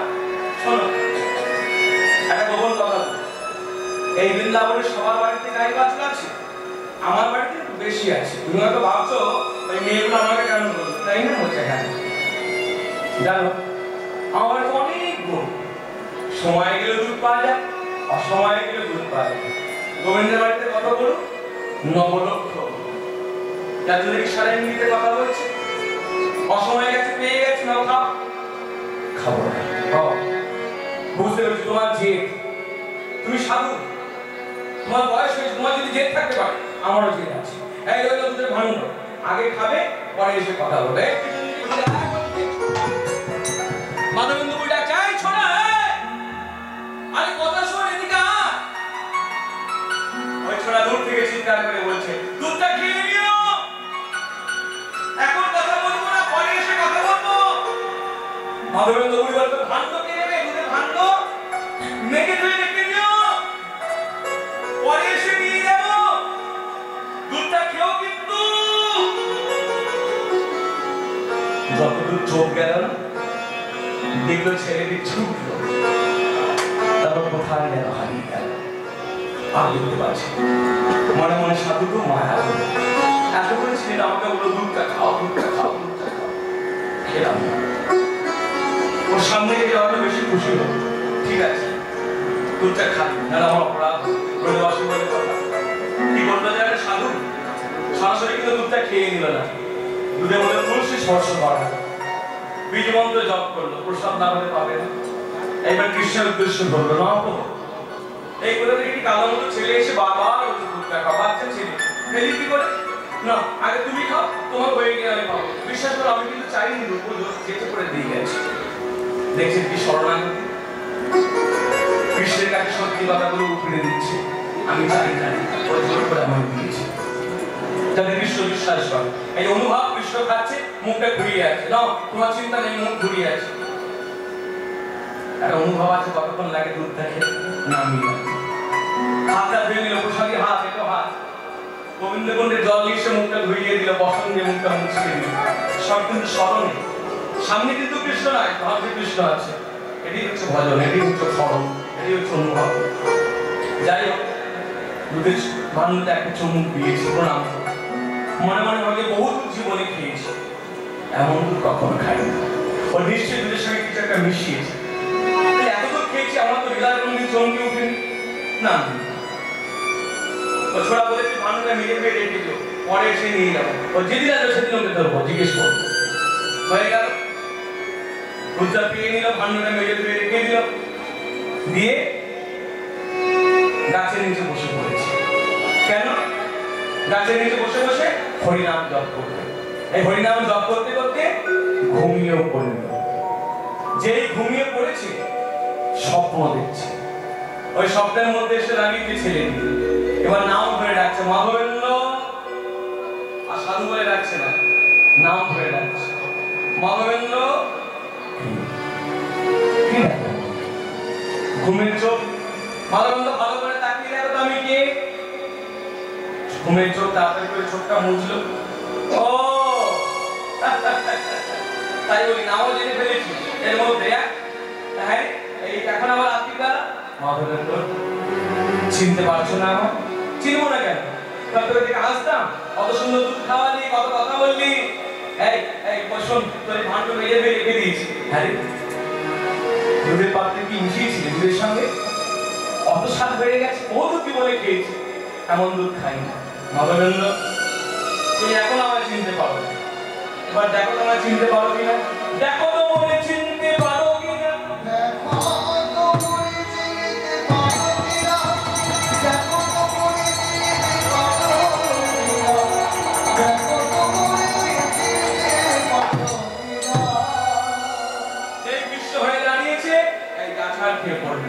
ওঠো মাধবেন্দ্র, শোনো, বৃন্দাবনে তুমি এসেছো, তুমি নিজের ইচ্ছায় আসলে আমি তোমার কেঁদে এনেছি। কেন জানো?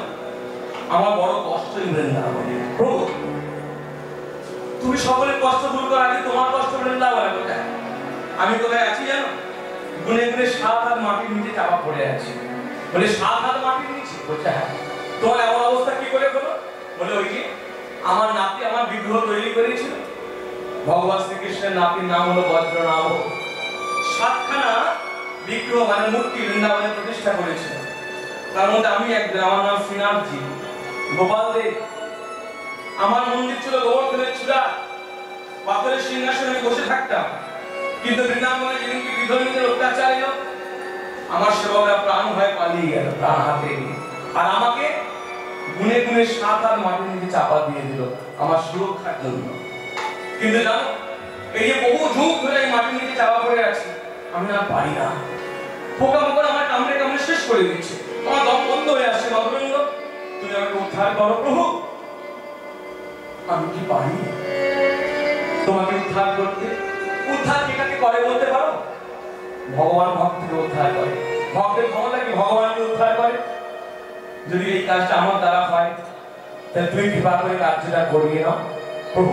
আমায় দেখিয়ে দাও কোন মাটির নিচে তুমি আছো। বলে শোনো, মাটি তোমায় তুলতে হবে না, তোমার বয়স হয়েছে, তুমি পারবে না। বৃন্দাবনের প্রজাবাসীদের মন খুব সরল, তাদেরকে কথাটা জানাবে, তারা তোমায় মাটি খুলে দেবে। কিন্তু মাটি খোলার পর যখন আমার বাঁধটা আগে দেখতে পাবে, আমি এইরকম করে দাঁড়িয়ে আছি, ভালো করে দেখে নাও। এই যে বাঁধটা আমাকে দেখতে পাবে, তুমি আমাকে মাটি থেকে তুলে ওই গোবর্ধনের যে মন্দির ছিল, ওই মন্দিরের দরজাটা খুলবে, দেখে পাথরের সিংহাসন আছে, ওর মধ্যে আমার বসাবে।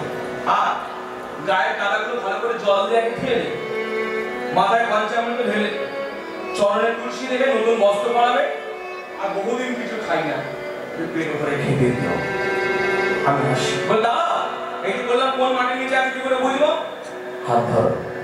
এই দেখুন স্বপ্নের মধ্যে ভগবান হাত বাড়িয়ে দিয়েছে, মাধবেন্দ্র করে হাত ধরলো। বলে এই সেই জায়গা, দেখো জঙ্গলাপীর্ণ, এই জঙ্গল পরিষ্কার করলে উঁচু একটা টিলা দেখা যাবে। ওইটাকে খোলবার পর, সাঁতার খোলবার পর আমি আমাকে দেখতে পারবো, আমি আছি এখানে। বেশ, তাকিয়ে দেখো সকাল হয়ে গেল, আমি আসি। এই আসি বলতে বলতে স্বপ্ন শেষ। তাকিয়ে দেখলো সকাল হয়ে গেছে। এই সকাল হয়ে গেল, তাড়াতাড়ি করে স্নান জল ধ্যান যা ছিল তাড়াতাড়ি করে সেরে নিল, নিয়ে ছুটল গ্রামের মধ্যে। ব্রজবাসীদের সব কথা জানালো, শয়ে শয়ে লোক, কাতারে কাতারে, হাজারে হাজারে ছুটে এসেছে। কি না, গ্রামের মধ্যে গোপাল আছে। এইবার বলছে কারা মাটি খুলবে? বিশেষ বলে গোসাই মাটি খুলবো, তাহলে জঙ্গল কি হবে? বলে জঙ্গল আপনারা কেটে পরিষ্কার করুন। আপনারা কতজন? 1000 জন লোক আছে, ধরুন এক্ষুনি করে গেল। এই কিছুক্ষণের মধ্যে জঙ্গল কেটে পরিষ্কার হয়ে গেল। বলে কি দেখতে পাচ্ছেন? বলে উঁচু একটা টিলা। বলে ওইটাকে খুলুন। তা মাটি খুলবে কারা? মাটি খুলবে কি? এবার মাটি মাটি তুলতে পারবে না। তুই পারবি? তুই আপনি এইরকম শরীর হলে কখনো মাটি তোলা যায় না, হাওয়ায় উড়ে যাবে। কিন্তু খাওয়া দাওয়া কিন্তু যে কম তা কিন্তু বলা যাবে না, ভালো খোরাক আছে। মনে রাখবেন কীর্তনে খুব ভালো খাওয়া দাওয়া। কি হলো মা? কোথায় যাচ্ছে? মাটি খুলতে হবে যে।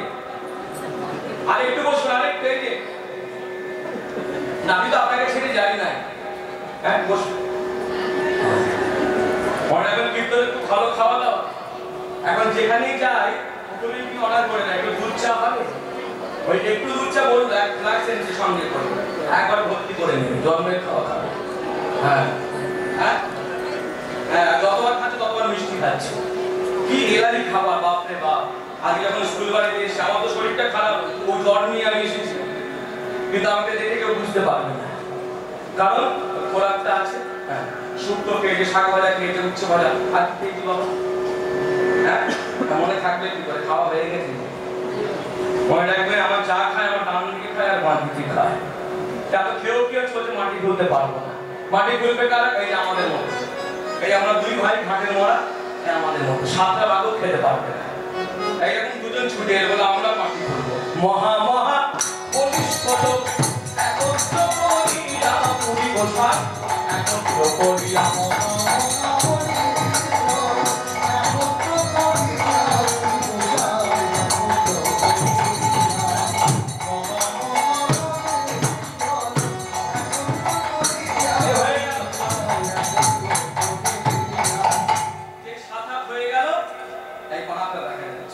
এবার কি হবে বলে দাদা এবার আমাকে ছেড়ে দাও এই মাধবেন্দ্র বলি গোপালকে তুলে নিয়েছে বলে আহা কি সুন্দর দেখতে এই গোপালটাকে মাটির নিচে চাপা ছিল বলে বাবা যেমন হাঁটছে হারিয়ে যাওয়া ছেলেকে খুঁজে পেলে যে আনন্দ হয় তার চতুর্থ আনন্দ মাধবেন্দ্র করি মনে মনে ভাবছে গোপাল বলেছিল মাটিতে বসাবে না ওই পাহাড়ের উপরে যে মন্দির আছে দরজাটা খুলে পাথরের সিংহাসনে পর্বত করে গোপাল লইয়া ওই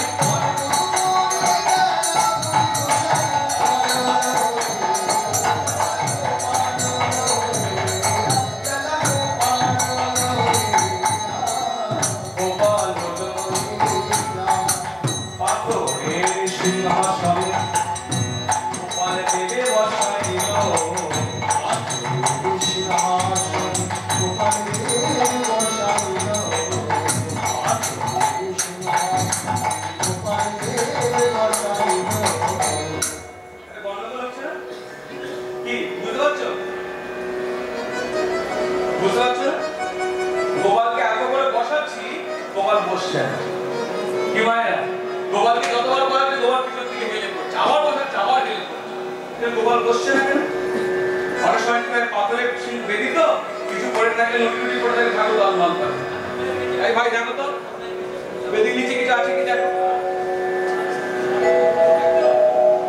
উঠে দেখতে পারলে না আমার বাবার আপনি দেখেছে হ্যাঁ বলে গোসাই কিছুই না এর মধ্যে বলে তাহলে আপনি তো সাধক আপনি অনুভব করুন বলে ঠিক বলেছে গোপালকে বসেছি কিন্তু গোপাল বসছে না আপনার জায়গার সমান তাহলে কেন বসছে এই অনুভব করতে লাগলো করতে করতে করতে করতে ঠিক বেরিয়ে করে ফেলবে বলে গোপালকে বসিয়েছি কিন্তু বালিশ দিন নাই গোপাল অভিমান হয়েছে রাগ হয়েছে তাহলে বালিশ কোথায় পাই কালো পাথর দেখা যাচ্ছে ওই কালো পাথরটা এনে গোপালের পিঠে ঠেকিয়ে দেবো ওইটি হবে বালিশ যেমনি বলা তেমনি গায়ে বড়য়ের পাথর পৃষ্ঠে অবলম্ব দিল এবার গোপাল দাঁড়াই রহিল হরি হরি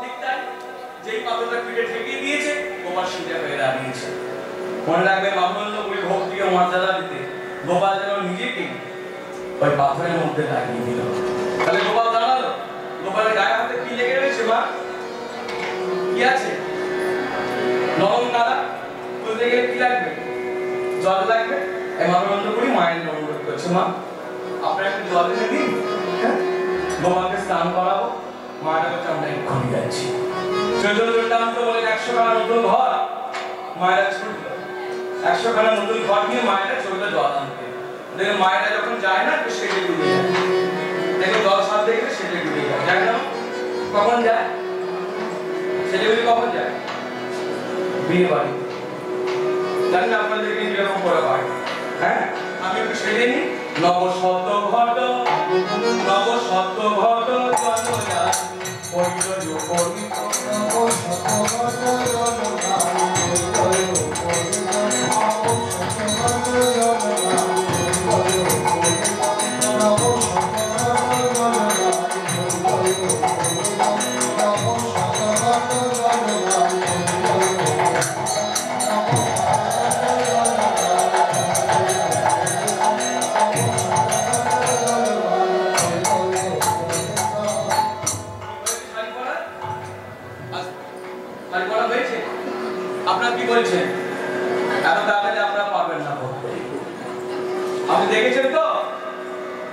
উনি দেখেছে আমাকে, ডেকে দিন।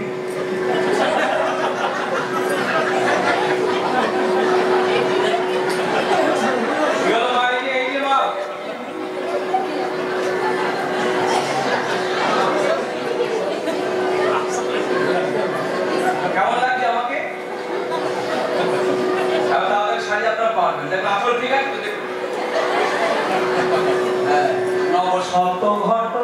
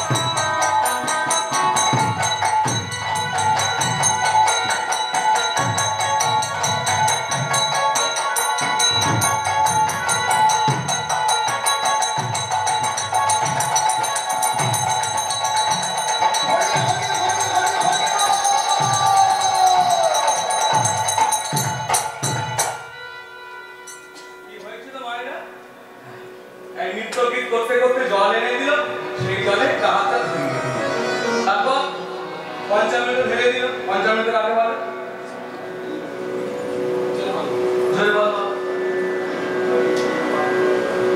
আর মাখন কোথায়? এই জন্য বলি চৈত্র মাসে বিয়ে করিস না, অবস্থা। আমার নিজের ঘর ঠিক নাই, আপনাদের কি বলবো? দুধ, দই, ঘি, মধু, চিনি একসঙ্গে মেশালে পঞ্চামৃত।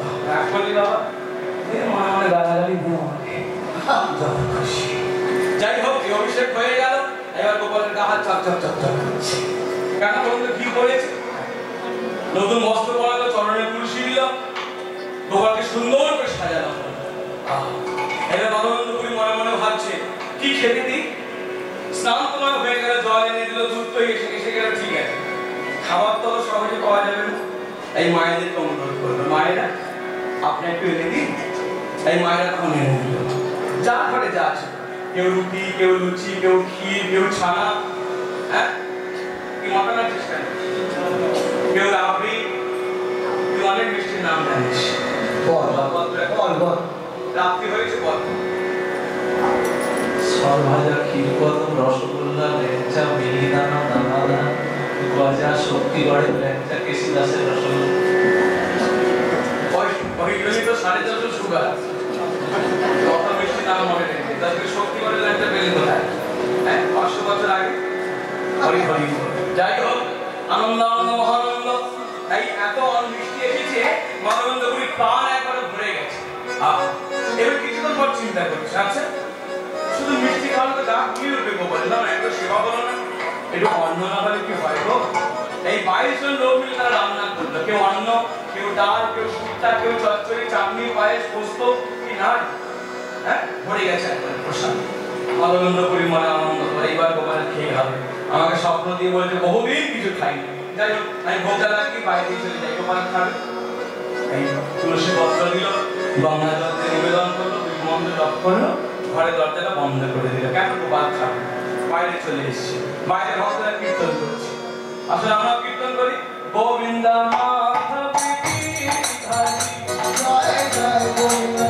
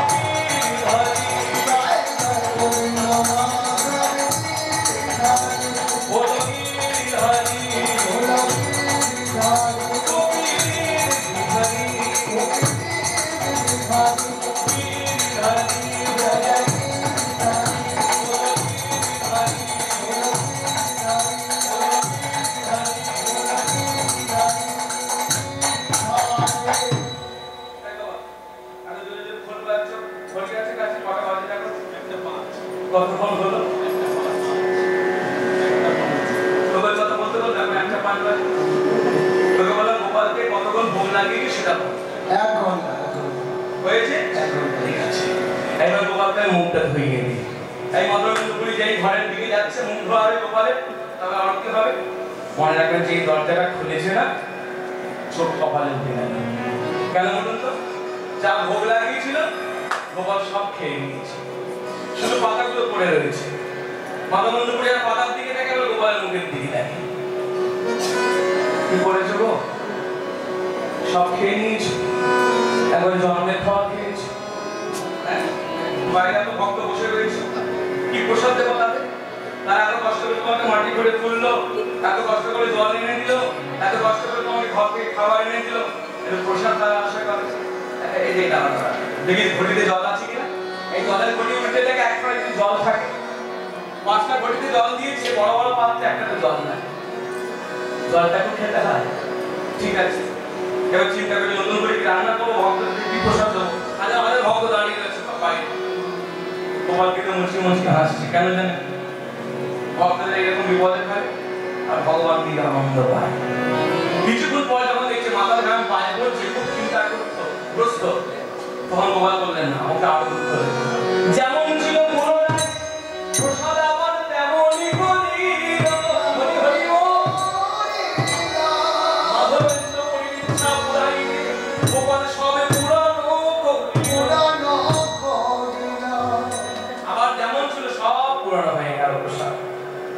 অর্থাৎ ভগবান যেমন খেতে পারে তেমন ভক্তি করে দিতে পারে। মনে রাখবেন, এটা প্রসাদের মহিমা। যেখানে যেখানে কীর্তন পরে মোক্ষ হয় থেকে এখানেও তো হবে, পুণ্য ভঙ্গের পরে দেখবেন প্রসাদের যে মহিমা আপনি কোথাও পাবেন না। এই যে এখানে আমি জানি এখানে কি খাওয়ানো হয়, অনেক জায়গায় খিচুড়ি খাওয়ানো হয়, হয় না? হয়তো ওই খিচুড়ি আপনি বাড়ি গিয়ে রান্না করুন তো, এখানে যেই স্বাদ আপনি ঘরে গিয়ে দেখছেন, অনেকক্ষণ ধরে কষাচ্ছেন, অনেক মাল মশলা দিয়েছেন, ওই স্বাদ হচ্ছে না। কেন জানেন? এইখানে শুধু চাল ডালের খিচুড়ি হয় না, ওর সঙ্গে প্রভুর কৃপাটাও মিশ্রিত থাকে। প্রভুর কৃপাটাও ওর মধ্যে মিশ্রিত থাকে। এটা হচ্ছে প্রসাদের মহিমা। আর যেখানে এরকম প্রসাদ দেওয়া হয়, প্রসাদ ভিক্ষা করতে হয়, দাও দাস। কারণ প্রসাদ খাওয়া নয়, প্রসাদ পাওয়া। অনেকে বলে খাওয়া পাওয়া একই, মুখ দিয়ে তো খাচ্ছে, পাওয়া বলবো কেন? মনে রাখবেন, খাবার জন্য ভাগ্যের দরকার হয় না, প্রসাদ খাবার জন্য ভাগ্যের দরকার হয়। হরি হরি বল। এই মাধবেন্দ্রপুরী গোপালদেরকে নিয়ে 3 বছর কাটল। এত লোকে সহযোগিতা করলো, সুন্দর মন্দির হয়ে গেল। ভক্তদের দান ছাড়া কখনো কোনো উৎসব, কোনো মন্দির সম্ভব হয় না, ভক্তদের দানই হয় যা হবার। এ হয়ে গেল, সুন্দর মন্দির হলো, সুন্দর করে গোপালের খাট বিছানা সব হয়ে গেল। বাংলা থেকে 2 জন লোক গিয়ে মাধবেন্দ্রপুরীতে দীক্ষা নিল।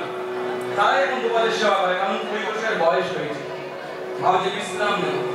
মাধবেন্দ্রপুরী বললেন না, বিশ্রাম নেওয়া হলো না। কেন? ওই গোপালদের স্বপ্নাদেশ দিলে, মাধবেন্দ্র, হ্যাঁ প্রভু, তুমি জানো বহুদিন আমি মাটির নিচে চাপা ছিলাম, কত পোকামাকড় আমায় কামড়েছে, আমার গায়ের জ্বালা এখনো তুলে যায়নি। ঠিকই তো, 3 বছর হয়ে গেলে এখনো গায়ের জ্বালা তুলে যায়নি, বললে না? তাহলে কি বলে গায়ের জ্বালা তুলে যাবে? তুই পুরীতে চলে যাবে। পুরীতে গিয়ে মলায় চন্দন কাঠ, সেই চন্দন কাঠের সঙ্গে কর্পূর মিশ্রিত করে যে আমার গায়ে মাখাতে পারবে, তবে আমার গায়ের জ্বালা তুলে যাবে। প্রভু তাহলে সেবক বললেন না, এই কাজ তোমার কি করতে হবে? আমি চাই এই কাজ তুমি নিজে করো। এই গোপালকে প্রণাম করলো, চলছে পথ চলছে। গোপাল দেবের নাম স্মরণ করে পথ চলতে আরম্ভ করলো। ওই যখন জঙ্গল কেটে কেটে চলছে, আর মুখে গাইছে কি গিরিধারী গোপালের নাম। আসলে আমরা গানটা অনেকেই জানি, সবাই মিলে একটু হাতে তালি দিয়ে গাই। গিরিধারী গোপাল ব্রজ গোপলাল ও গয়া পড়ু বলিলা তরু নতমাল। গিরিধারী গোপাল ব্রজ গোপলাল ও গয়া পড়ু বলিলা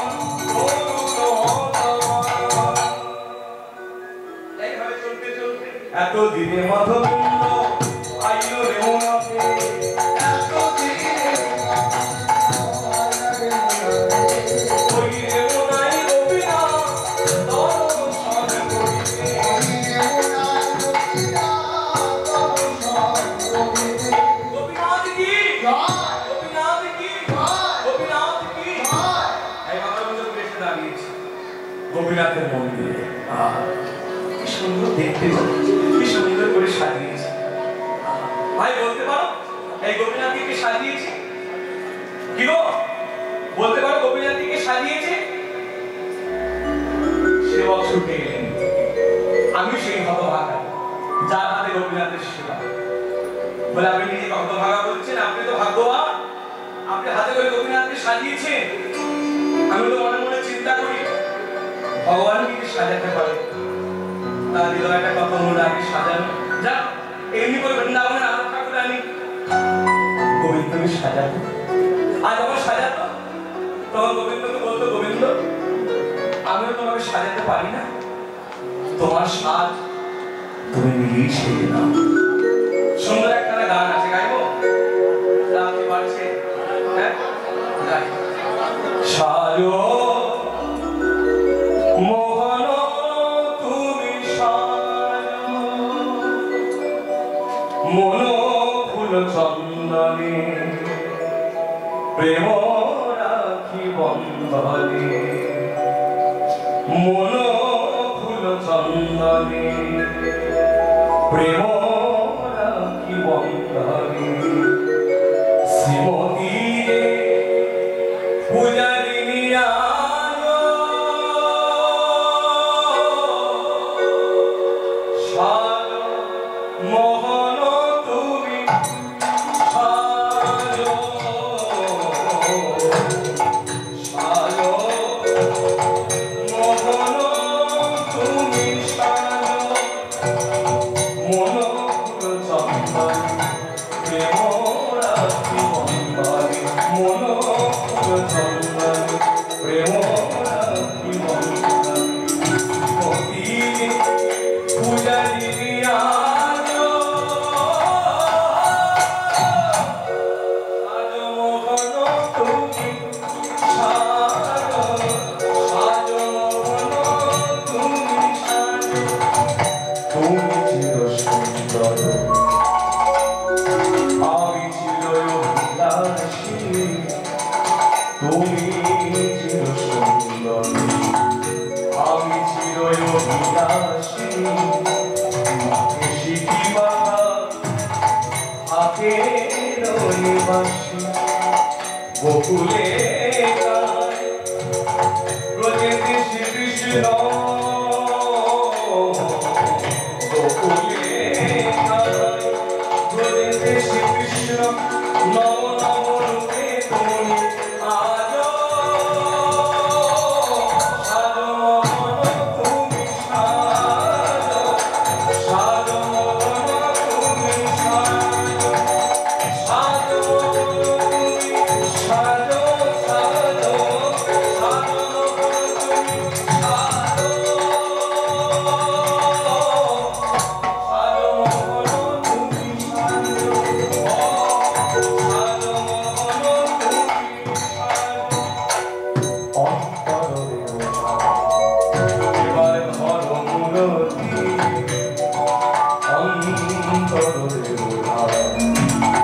এবার ধর মূরতি, প্রেমের গভীরে তোমায় করিব আরতি, প্রলয়ের বিলাসী চরণের দাসী,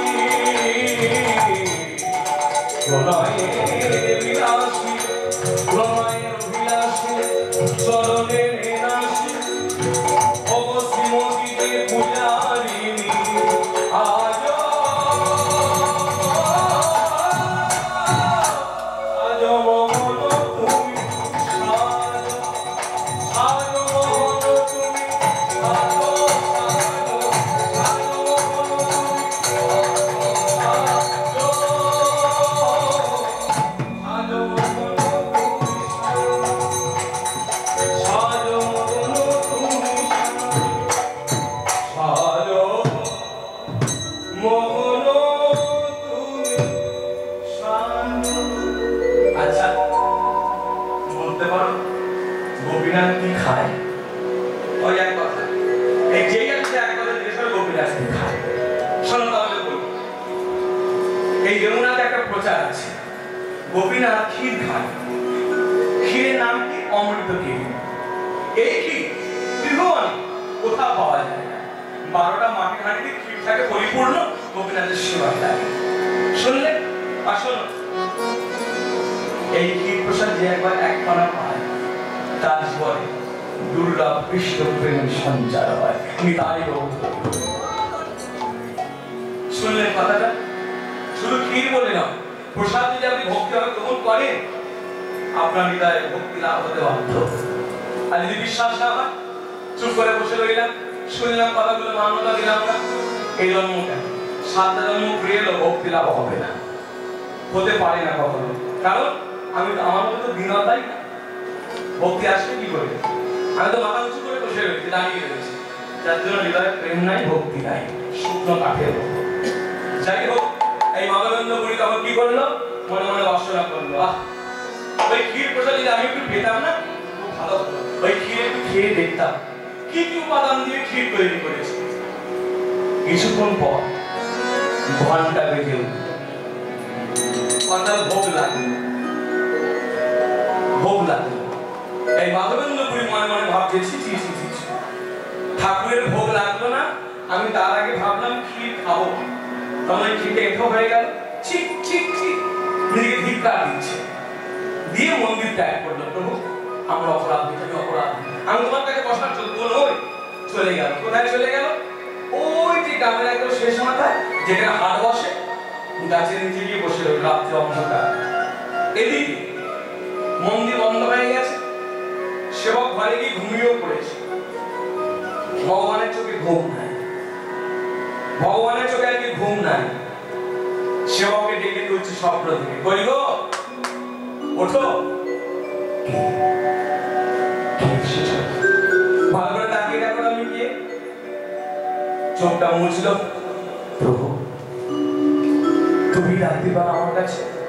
আচ্ছা শোনো, বেশি কথা বলার সময় নেই। আজকে মন্দিরে কোনো বিশেষ কোনো ভক্ত এসেছিল? বিশেষ ভক্ত? ভালো করে মনে করো। বিশেষ ভক্ত, হ্যাঁ প্রভু এসেছিল। ওই যে নাম যেন কি, মাধবেন্দ্র পুরী। হ্যাঁ হ্যাঁ ঠিক বলেছো, মাধবেন্দ্র পুরী। কিছু জানতে চাইনি? হ্যাঁ প্রভু জানতে চাইনি। ওই সবাইকে জানতে চাই তুমি কি খাও। কি বললে? ওই সবাইকে যা বলি, 12টা মাটির হাঁড়িতে ক্ষীর থাকে পরিপূর্ণ, তোমার সেবায় লাগে তুমি খাও। কথা বলতে পারলে, একটু ক্ষীর হাতে দিতে পারলে না? হ্যাঁ ওই কথাটা বলতে পারলে, একটু ক্ষীর প্রসাদ হাতে দিতে পারলে। ও তো মনে মনে ভেবেছিল ক্ষীর খাবে। এইখানে তোমার তুমি হলো অন্তর যাই, লোকের অন্তরে থাকো, তাই অন্তরের কথা বলছি। আমি তোর অন্তর জানি নই, আমি তোকে কি করে বুঝবো ক্ষীর খেতে চেয়েছি? আমাকে বললেই পাব। ও চাইবে না, ও আলাদা বলতে পারে। শোনো, একটা ক্ষীরের হাঁড়ি ওকে পৌঁছে দাও। প্রভু এই হচ্ছে তোমার আর এক দোষ। ক্ষীরের হাঁড়ি বা কই, আর যাকে দেব সেই বা কোথায়? শোনো, সে আছে গ্রামের শেষে হাটতলা, অন্ধকারে গাছের নিচে বসে, অপরাধী আমি। কিন্তু প্রভু তাকে নয় পেলাম। ক্ষীরের হাঁড়ি কেন? আজকে যখন মন্দির থেকে ভোগ বের করেছি, কটা হাঁড়ি ছিল? কেন প্রভু 12টা না, আজ 11টা হাঁড়ি ছিল। আজ 11টা হাঁড়ি ছিল বলে একটা হাঁড়ি আমি চুরি করেছি। হ্যাঁ মন্দির তন্ন তন্ন করে ভালো করে ধুয়ে মুছে পরিষ্কার করে এলাম, আর তুমি কি বলছো আমি চুরি করেছি? চুরি করে রেখেছো কোথায়? বলে ওই যে আমাকে শয়ন দেওয়ার সময়, আমাকে সাজাবার সময়, এই যে কোমর দেশে সুন্দর করে একটা ওড়না বেঁধে দাও, দেখে না ভগবানের কোমরে একটা ওড়না বাঁধা থাকে, এটাকে কি বলা হয়? কি বলে এটাকে? ধরা। মাথা থেকে চূড়া আর কোমরে থাকে ধরা। বলে ধরাটাকে সরাবে, ক্ষীরের হাঁড়ি আছে তাই বলে ছুটে যাও, ওর কাছে অপরাধ ভিক্ষা করবে, ক্ষমা ভিক্ষা করবে, অপরাধ হয়েছে তো। ক্ষীরের হাঁড়িটা নিয়ে তাড়াতাড়ি যাও। এই রাতের মধ্যে ছুটলো, মন্দিরের দরজা খুলে প্রদীপটা জ্বালিয়ে খুঁজছে তন্ন তন্ন করে, কোথাও নাই। মনে করে ধরাটা সরাতে বলেছে, যেই ধরাটা সরিয়েছে দেখে ক্ষীর ভাঙত পড়ে আছে। ওই ধরা দিয়া ক্ষীর ভাঙত পড়ে আছে, ওই ধরা দিয়া তাদের ক্ষীরটা মুখে তুলে নিয়েছে। প্রসাদ তো মুখে তুলে নিয়েছে, মন্দিরের দরজাটা বন্ধ করেছে। ছুটতে ছুটতে চলল। কে আছো, কোথায় আছো? মাধবেন্দ্র পুরী, যার লাগি গোপীনা ক্ষীর কইল চুরি। কে আছো? মাধবেন্দ্র, মাধবেন্দ্র পুরী, যার লাগি গোপীনা ক্ষীর কইল চুরি। কে আছো, কোথায় আছো? মাধবেন্দ্র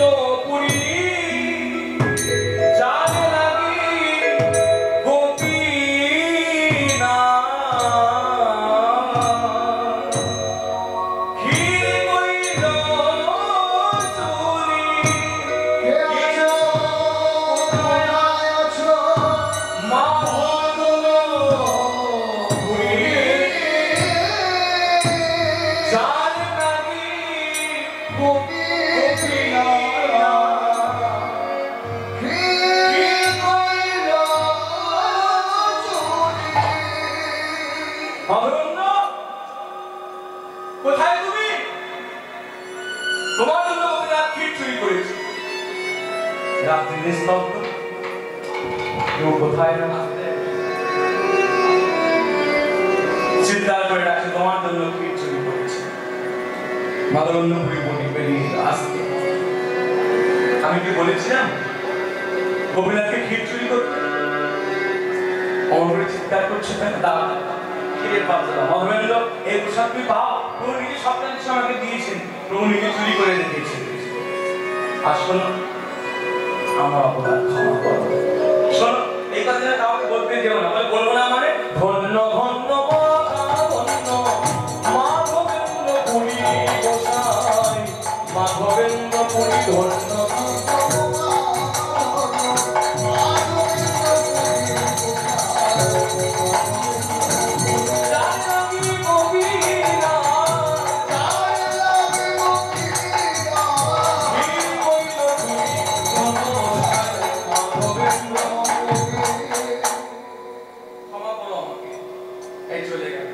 ক্ষমা ভিক্ষা করে সেবক চলে গেল।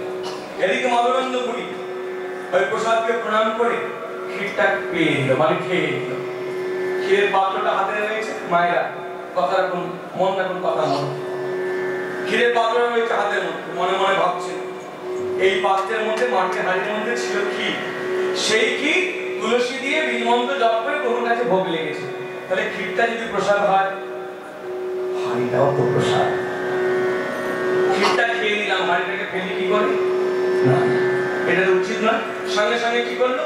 একটা কিছু তুলে নিল হাতের মধ্যে।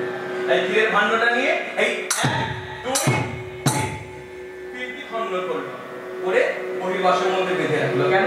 এখন পুরী থেকে তো অনেকটা তোমার কাছে থাকলে ওই বৃন্দাবনে মহারাজে চন্দন কাষ্ঠ গোপালকে মাখালে তবে গায়ে জ্বালা ধুয়ে যাবে। তাহলে তার কি হবে?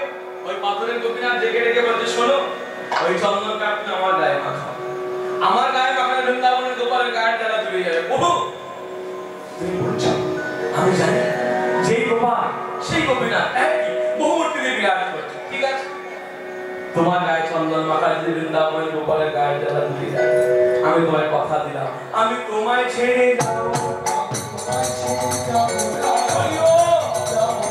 আমি তোমার কথাই রাখলাম, তোমায় ছেড়ে যাব, আমি তোমার দেশেই থাকলাম, তোমার কথাই রাখলাম।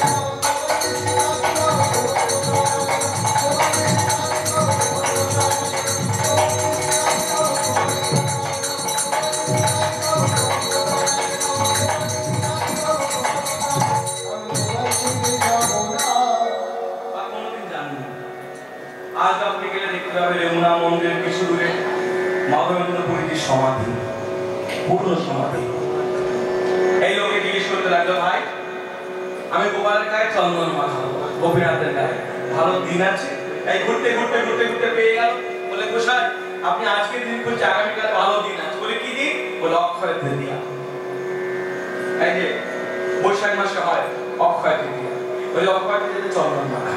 বেশ, আপনারা যখন বলছেন আমি চন্দন মাখাবো। পুরীতে গিয়ে আর দেখবেন 42 দিন ধরে চন্দন মাখা, 21 দিন দরজা বন্ধ করে 21 দিন দরজা খোলা রেখে, আর মাধবেন্দ্রপুরী 21 দিন খাবে। যার জন্য আজও ভক্তরা ঘরে ঘরে গোপালকে অক্ষয় তৃতীয়া থেকে 21 দিন চন্দন মাখা। এই চন্দন ঘষা হলো, তার সঙ্গে কর্পূর মিশ্রিত করা হলো। মাধবেন্দ্রপুরী তার ভক্তেরা যেন চন্দনের সঙ্গে মিশিয়ে দিল। এই চন্দনটি মাখাচ্ছে গোপীনাথের গায়ে, ওই বৃন্দাবনে গোপালকে স্মরণ করছে আর গোপীনাথের গায়ে চন্দন মাখাচ্ছে। হরে কৃষ্ণ হরে কৃষ্ণ কৃষ্ণ কৃষ্ণ হরে হরে, হরে রাম হরে রাম রাম রাম হরে হরে, কৃষ্ণ হরে কৃষ্ণ কৃষ্ণ কৃষ্ণ হরে হরে রাম হরে রাম রাম রাম হরে হরে কৃষ্ণ হরে কৃষ্ণ কৃষ্ণ কৃষ্ণ হরে হরে, হরে রাম হরে রাম রাম রাম হরে হরে। হরে কৃষ্ণ হরে কৃষ্ণ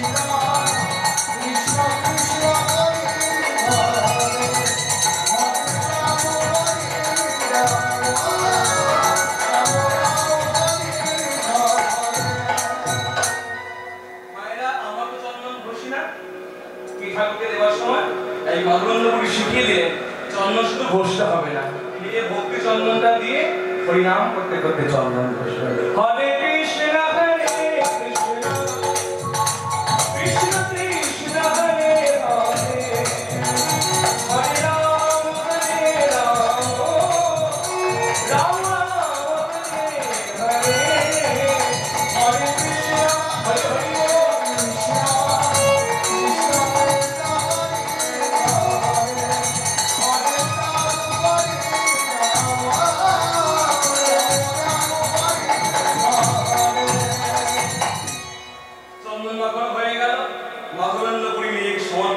গোপীনাথকে, গোপীনাথ পেল মাধবেন্দ্রপুরীকে।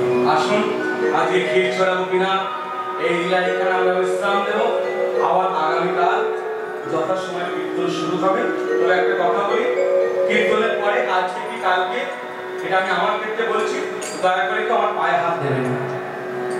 মনে রাখবেন সামনে পঞ্চতত্ত্বের বিগ্রহ ঠাকুরের মন্দির, সামনে শিকল তরতা, এত সাধুগুরু বৈষ্ণব, তাহলে কাদের সামনে কার পায়ে হাত দিচ্ছে, কাদেরকে ছোট করছেন, এটা আমার ব্যক্তিগত মতামত। আর আরেকটি কারণ হচ্ছে বাবা মার হাত কখনো ছেলের পায়ে থাকে না, কোথায় থাকে, ছেলের মাথায় থাকে। আশীর্বাদ করবেন প্রভুজনের শরীরটা ঠিক থাকে, গলাটা ঠিক থাকে। আসলে সবাই মিলে বলি, চৌদিকে ভগবন্দ্রী করে বিনা পরকালী, সবাই হরি হরি হরি হরি বলে, সবে